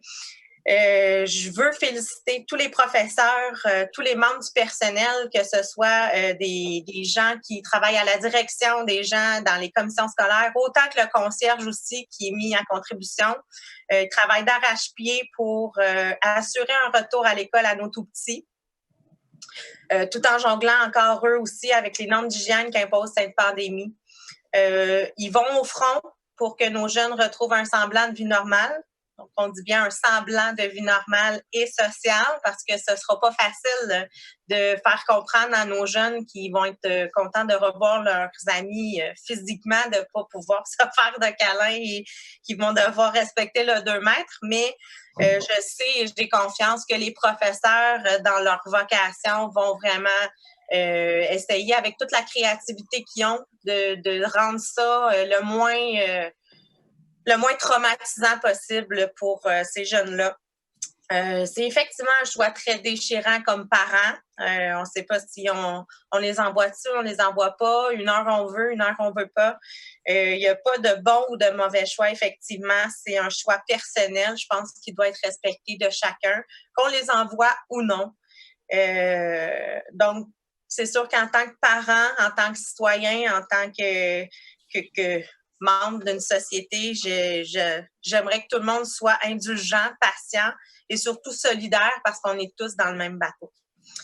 Et c'est vrai que c'est la fête des mères, donc c'est ma fête en fin de semaine aussi, mais j'aimerais souligner ma mère particulièrement. J'aimerais lui souhaiter une bonne fête des mères. Ma mère fait partie des gens à risque. Elle continue à travailler parce que effectivement, il y a des gens qui ont besoin d'une paye, donc qui continuent à travailler malgré tout avec un masque, avec les normes d'hygiène et tout. elle garde le moral et je trouve que c'est vraiment un exemple. Alors, j'aimerais souhaiter une très belle fête des mères à ma mère qui probablement n'aura pas de câlin de moi cette année parce qu'on fait attention, mais qu'on essaie de parler à tous les jours. Et à toutes les autres mamans aussi, ma belle-maman qui est au Lac-Saint-Jean, qui peut pas non plus venir nous voir, mais qu'on FaceTime le plus qu'on peut. Puis toutes les autres super mamans qui essaient de rendre le quotidien de leur tout petit et moins petit le plus normal possible, si on veut. Donc, je souhaite à tous une très belle fête des mères. Merci. Merci beaucoup, Mme Laramée. Monsieur X, s'il vous plaît. Bon, je suis là. OK, parfait. Juste une petite parenthèse. Faire de la politique, faire de la vie politique, pas une question d'âge. J'ai vu des jeunes de 20 ans être très traditionnels dans leur façon de faire de la politique. J'ai vu des gens de 70 ans qui ont 40 ans de métier, qui sont encore innovateurs.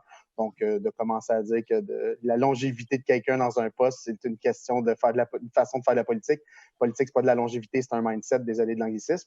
Sur ce, je vais sortir du côté obscur de la politique pour vous parler un peu de plusieurs belles choses qu'on vit présentement. Oui, on vit une période de pandémie. Oui, c'est une période hors du commun. Oui, c'est quelque chose qu'on va parler pendant encore des années. Un des événements comme le 11 septembre, c'est pas aussi tragique nécessairement, mais oui, il y a des gens qui décèdent et c'est une réalité qui nous touche directement. Moi, je veux remercier tous les citoyens, la grande majorité des citoyens de Beaubriand, presque la totalité des citoyens de Beaubriand, aussi ceux de mon district. Malheureusement, on a encore des dissidents à travers la ville, à travers le Québec. On a vu, il y a des avions qui suscitent l'intérêt de bien des gens. C'est tout d'un coup, on oublie le 2 mètres. Il faut continuer à suivre les recommandations de la santé publique. Il faut continuer à vouloir travailler tous vers le même point. Si on veut avoir un été, se baigner avec des amis, continuer à travailler ensemble, mais je félicite, comme je dis, la très, très grande majorité et quasi-totalité des citoyens de la ville de Beaubriand qui, ma foi, je les vois des fois à l'extérieur, les 2 mètres sont respectés, les jeunes qui se parlent en grand cercle sont 5, on dirait qu'ils font un cercle comme s'ils étaient 28. Donc, je les félicite. Je félicite aussi Laurie du Faubourg. Je fais les emplettes pour une des résidentes de Laurie du Faubourg, la grand-mère de ma conjointe. Donc, j'y suis 2 fois par semaine. Je vois l'évolution des mesures de sécurité, des initiatives qui sont prises par la direction en suivant les recommandations de la santé publique.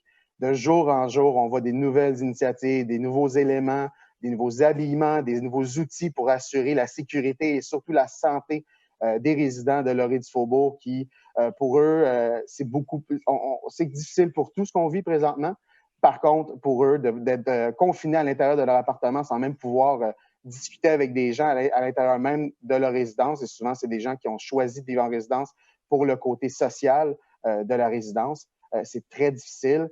Ils ont eu quand même une belle nouvelle aujourd'hui qu'ils pouvaient commencer à être déconfinés tranquillement, pas vite. Moi, j'ai eu écho à l'oreille que ça levait les bras dans les airs et que plusieurs ont lancé des grands cris de joie, très contents.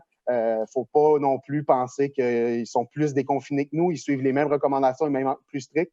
Par contre, maintenant, ils voient un peu le soleil à l'extérieur. Ils sont capables d'aller pouvoir aller marcher, pouvoir retrouver un petit train de vie similaire un peu plus à ce qu'on vit présentement.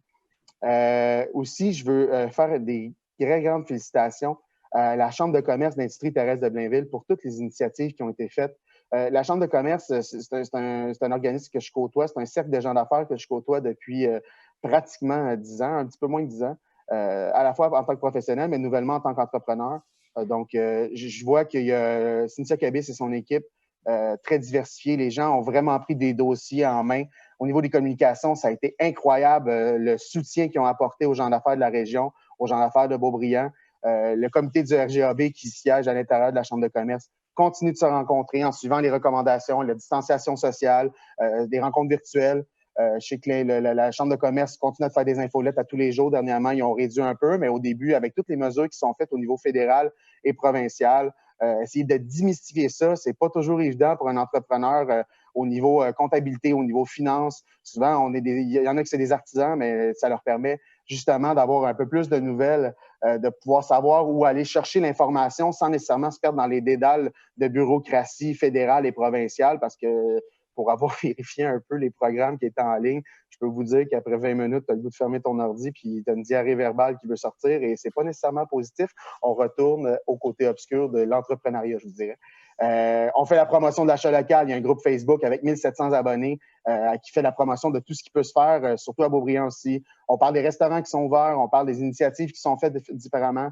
On parle des formations qui sont faites. Je veux vraiment donner une grande félicitation à Cynthia Cabis, à son équipe, aux membres du RGAB. Je pense que vous faites une très grande différence. Et si on reste dans le domaine de l'entrepreneuriat, on peut voir aussi qu'une pandémie comme ça, oui, ça touche tout le monde financièrement, ça touche tout le monde au niveau de leurs habitudes de vie, mais on voit aussi la créativité des entrepreneurs qui ressort, que ce soit des gens... j'ai eu la chance de participer avec TVBL à faire des entrevues avec des entrepreneurs. J'ai moi-même participé à une entrevue où on nous demandait les impacts de la pandémie. Et je peux vous dire que des gens comme les filles du Studio Move qui, du jour au lendemain, ont décidé... les gens...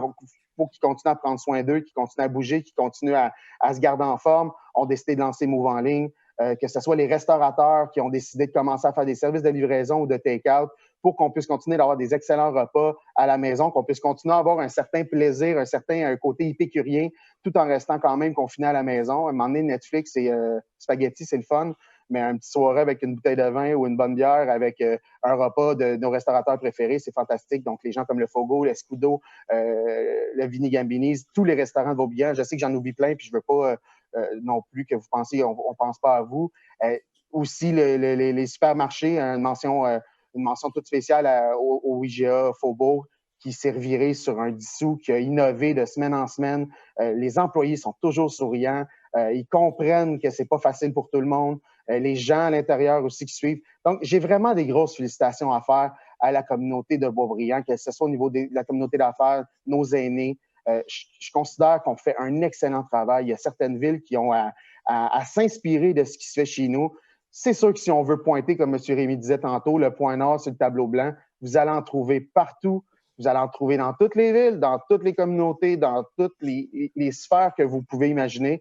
Mais je pense qu'en tout et partout, on est en mesure de faire de très belles choses.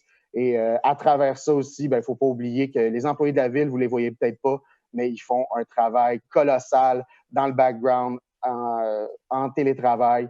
Ils continuent à s'assurer que vous ayez les services possibles. Donc, ce soir, oui, on sort du dark side, on va aller du beau côté de la force et de la force d'une communauté. Je veux vraiment lever mon chapeau à tous ces gens-là.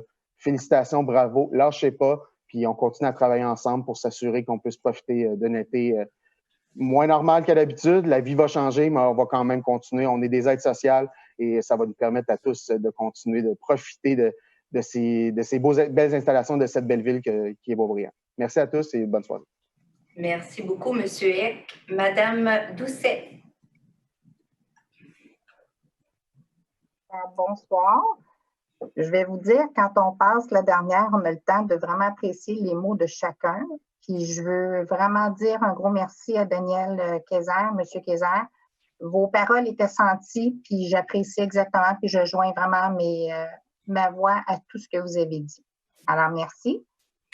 Je m'étais dit que moi, je ne voulais plus être en colère parce que je ne suis pas devenue une conseillère pour vivre de la colère, mais je voudrais juste faire un petit clin d'œil sans être en réaction aux commentaires de M. Eck qui disait que la politique, il y a des gens qui peuvent avoir 70 ans qui sont encore dans la politique. Vous et un de vos collègues ou une de vos collègues, c'est pas la première fois que vous mentionnez que c'est temps que la politique soit reprise par les jeunes. Alors, moi, je dis pas du tout là, que ça doit être comme ça. Je vous dis seulement, je vous rappelle que c'est des commentaires qui ont été dits de votre bouche à vous. Ça, c'est de ça. Moi, tout a été dit au niveau de la Chambre de commerce. Effectivement, je suis très d'accord avec M. Eck. Ils font un travail colossal. Les infolettes qu'ils font, les informations qui sont données sont vraiment sur la coche, si je peux me permettre de dire ainsi. Il y a des outils qui ont été faits. Il y a des questionnaires, comme Mme la mairesse le disait, pour venir en aide aux entreprises. Alors, je les félicite. Je suis très fière de la communauté qu'ils ont. Pour moi, ce soir, je vais vous dire, j'ai écouté tout le monde parler, puis je ne veux pas être redondante, puis je ne veux pas répéter tout ce qui a été dit, mais moi, je vais dire les bons coups de certains citoyens de la ville de Beaubriand. Je n'aimerais pas les noms. Ils vont pouvoir se reconnaître parce que je ne leur ai pas demandé si je pouvais dévoiler leur nom. Mais je vais vous dire ici à Boisbriand, en ce moment, ce qui m'inspire beaucoup, c'est qu'il y a une citoyenne que j'ai rencontrée, puis elle me disait qu'elle se fait un devoir d'appeler à tous les jours au moins 3 personnes qu'elle sait vivant seule. Puis j'ai dit, mais c'est donc bien gentil. Elle me dit, écoute, Laurie, elle dit, c'est tellement triste de savoir qu'il y a des gens qui font beaucoup d'anxiété, qui ruminent chez eux. Alors, je me fais vraiment un devoir. Puis elle dit, je leur parle au moins une bonne demi-heure chacune. Elle dit, des fois, c'est lourd, mais elle dit, j'ai plus de pep qu'eux autres. Alors, moi, je mets au défi les gens, que ce soit les jeunes, les moins jeunes, peut-être de faire un petit coucou de plus, un petit appel de plus à la grand-mère, à la cousine, peu importe, pour dire que je t'aime et je pense à toi. Je pense que ça peut changer vraiment le cours d'une journée, d'une personne. Ensuite de ça, j'ai une autre citoyenne qui fait des fabrications de masques. L'idée lui a été proposée par une de ses voisines. Puis au début, elle ne voulait pas parce qu'elle disait, écoute, moi j'ai peur, si jamais les gens deviennent malades, je vais me sentir mal d'avoir fait des masques. Mais elle en vend, ça n'a pas de bon sens, à un prix vraiment dérisoire. Puis je veux la féliciter parce que sérieusement, là, je pense que c'est rendu quasiment un travail pour elle, puis elle n'a pas beaucoup de repos, mais elle veut surtout que les gens puissent avoir des sorties et se protéger. Alors, chapeau à cette citoyenne-là. Je voudrais aussi féliciter M. Rémy parlait de quelqu'un qui faisait justement M. Simard, on peut le dire, lui qui était partout sur Facebook. Moi, j'ai eu beaucoup de plaisir à écouter les concerts qu'ils nous ont offerts gratuitement. Lui, sa femme, ses enfants, il a une voix extraordinaire. Puis, sérieusement, j'ai trouvé ça très agréable. Ça a mis beaucoup de soleil et de gaieté dans ma journée. Je ne pourrais pas me passer sans dire que je suis très fière de tous les citoyens, les bénévoles de ville qui ont participé à la collecte de sang d'Emma Québec. C'est quand même extraordinaire de savoir que sur rendez-vous, les gens ont pris la peine de prendre le rendez-vous, de se présenter. Puis je dois dire qu'il y avait quand même un retard assez important lors de la première journée. Puis je n'ai pas entendu une seule personne se plaindre. Alors, félicitations, bravo à tout le monde. Sérieusement, vous avez fait un travail exceptionnel. Je voudrais aussi, certainement, dimanche, souhaiter la bonne fête des mères à toutes les mamans. Une maman, pour moi, c'est la personne qui aime de façon inconditionnelle, qui tombe en amour dès le premier regard avec son enfant. Une maman, pour moi, c'est une personne qui est capable d'un coup de baiser. D'un baiser, c'est comme elle peut enlever tout de suite le mal infligé à l'enfant. Si l'enfant se blesse, un baiser, un bec, puis c'est fini, le bobo s'envole, puis l'enfant le croit beaucoup. C'est aussi le palier d'une famille. Dans plusieurs cas, la maman va être la personne à laquelle l'enfant va avoir un modèle. Et moi, je vous embrasse très fort, les mamans. Je vous dis bonne fête des mères. Je vous souhaite d'être entourée de lumière, d'amour. Puis je vous souhaite de passer une belle journée. Puis même si vous êtes à distance, vous savez que dans le cœur, vous êtes une personne très importante. Et en fin de semaine, bien, j'espère qu'il va faire aussi beau que la semaine passée. Puis j'espère que vous allez être vigilants, que vous allez garder quand même le 2 mètres de distanciation. On a tous hâte de sortir. Puis je vous encourage à sortir au soleil, prendre la bonne vitamine D. Mais s'il vous plaît, gardez vos distances, lavez-vous les mains. Alors sur ce, bien, je vous souhaite une très belle soirée, une bonne semaine, puis bonne fête encore à toutes les mamans du monde. Merci. Merci beaucoup, Mme Doucet. Alors, merci beaucoup à tous. Écoutez, je ne veux pas revenir sur tout ce qui a été dit. Par contre, il y a des choses qui méritent qu'ils soient quand même... J'apprécierais, s'il vous plaît, j'aimerais, selon l'ordre du 1045, proposer la levée de l'Assemblée, s'il vous plaît. Monsieur Côté, je n'ai pas terminé. À titre de présidente d'Assemblée, quand ce sera le temps de lever l'Assemblée, je vais le demander. Vous avez le droit de gérer l'Assemblée, madame, et vous n'avez pas le droit de modifier les règles. Seul le Conseil en règlement peut changer l'ordre et les différentes étapes qui sont dans un conseil municipal. Monsieur Côté, à titre de présidente d'Assemblée, c'est moi qui assure le maintien de l'ordre et le décorum. Alors, je vous demanderai de ne plus m'interrompre. Et je demanderai aux techniciens de fermer l'ensemble des micros. Alors, donc, je vais reprendre. Quand on parle de respect, et je trouve ça important, le respect, mais ça doit venir de l'ensemble des membres du Conseil. Et ce que vous venez de faire, c'est un manque flagrant de respect.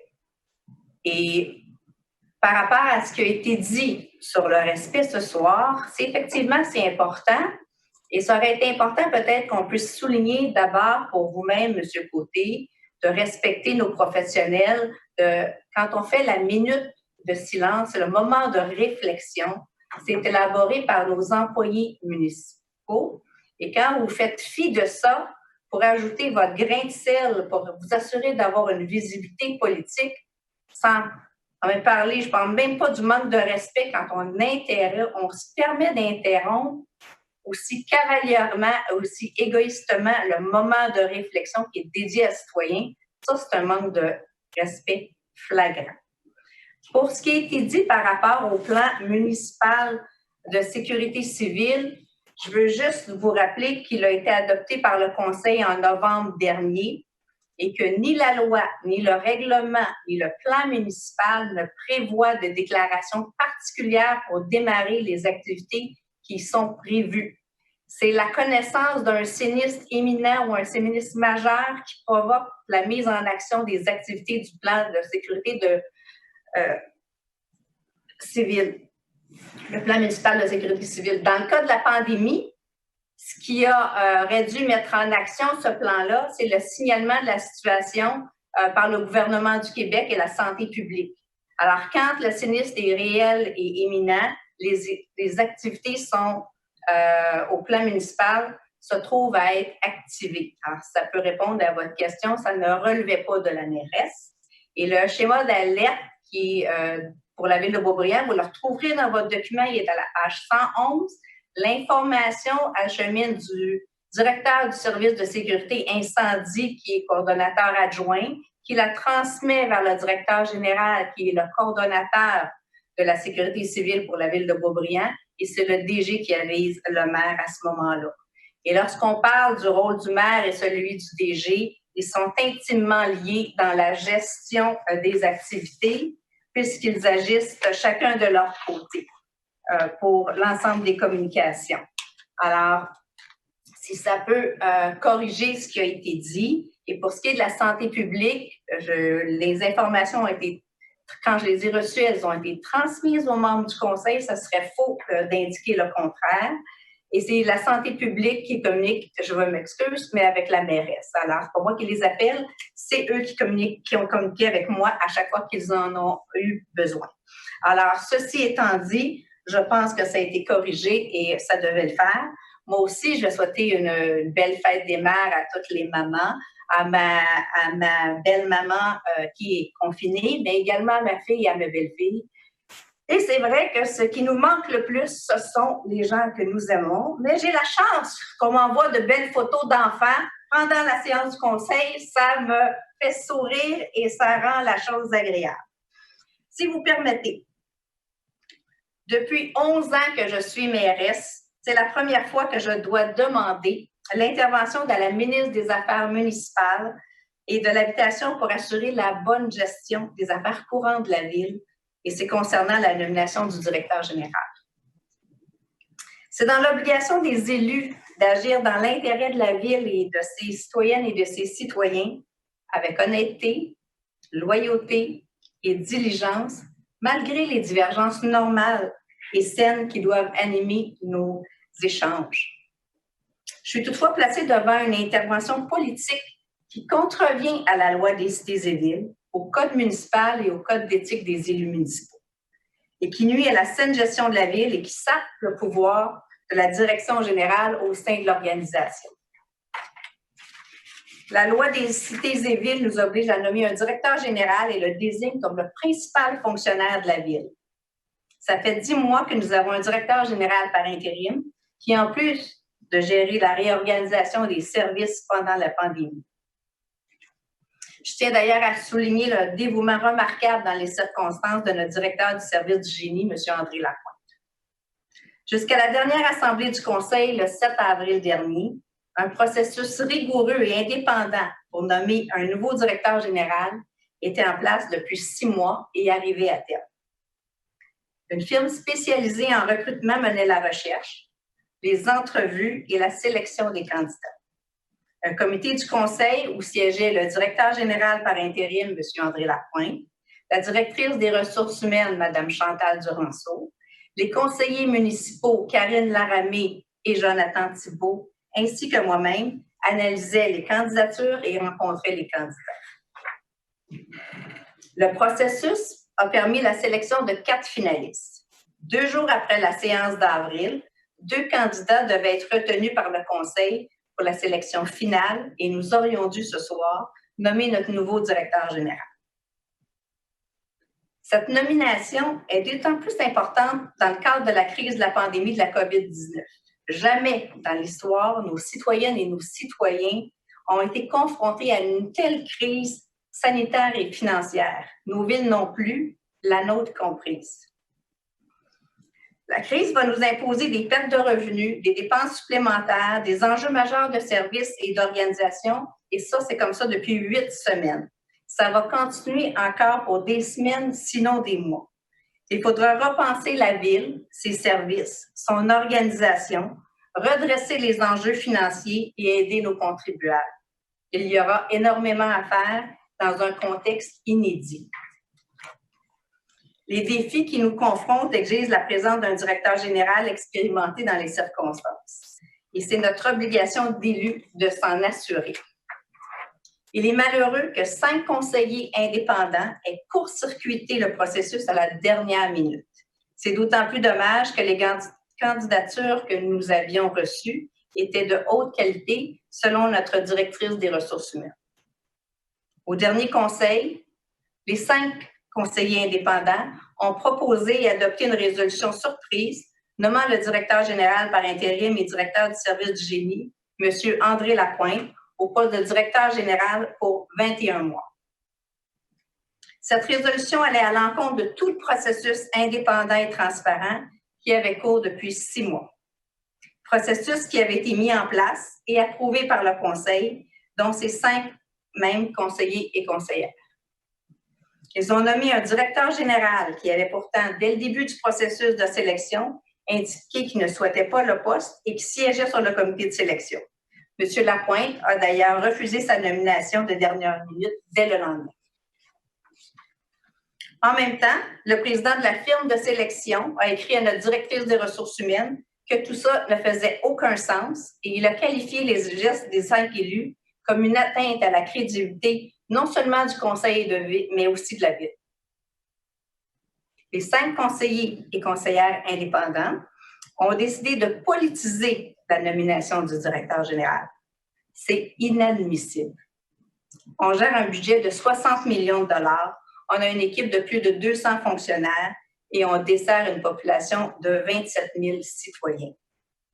L'intervention d'urgence que je fais auprès de la ministre des Affaires municipales et de l'Habitation devrait nous permettre de reprendre rapidement le processus et de nommer un directeur général avec des qualifications professionnelles requises, telles que le prévoit la loi.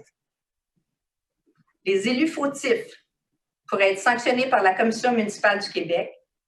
C'est dommage parce qu'encore une fois, ça va nuire à la réputation de notre ville. J'aurais préféré qu'ils aient à cœur la réalisation d'un processus rigoureux, transparent et indépendant dans l'intérêt de la ville et de ses citoyennes et citoyens.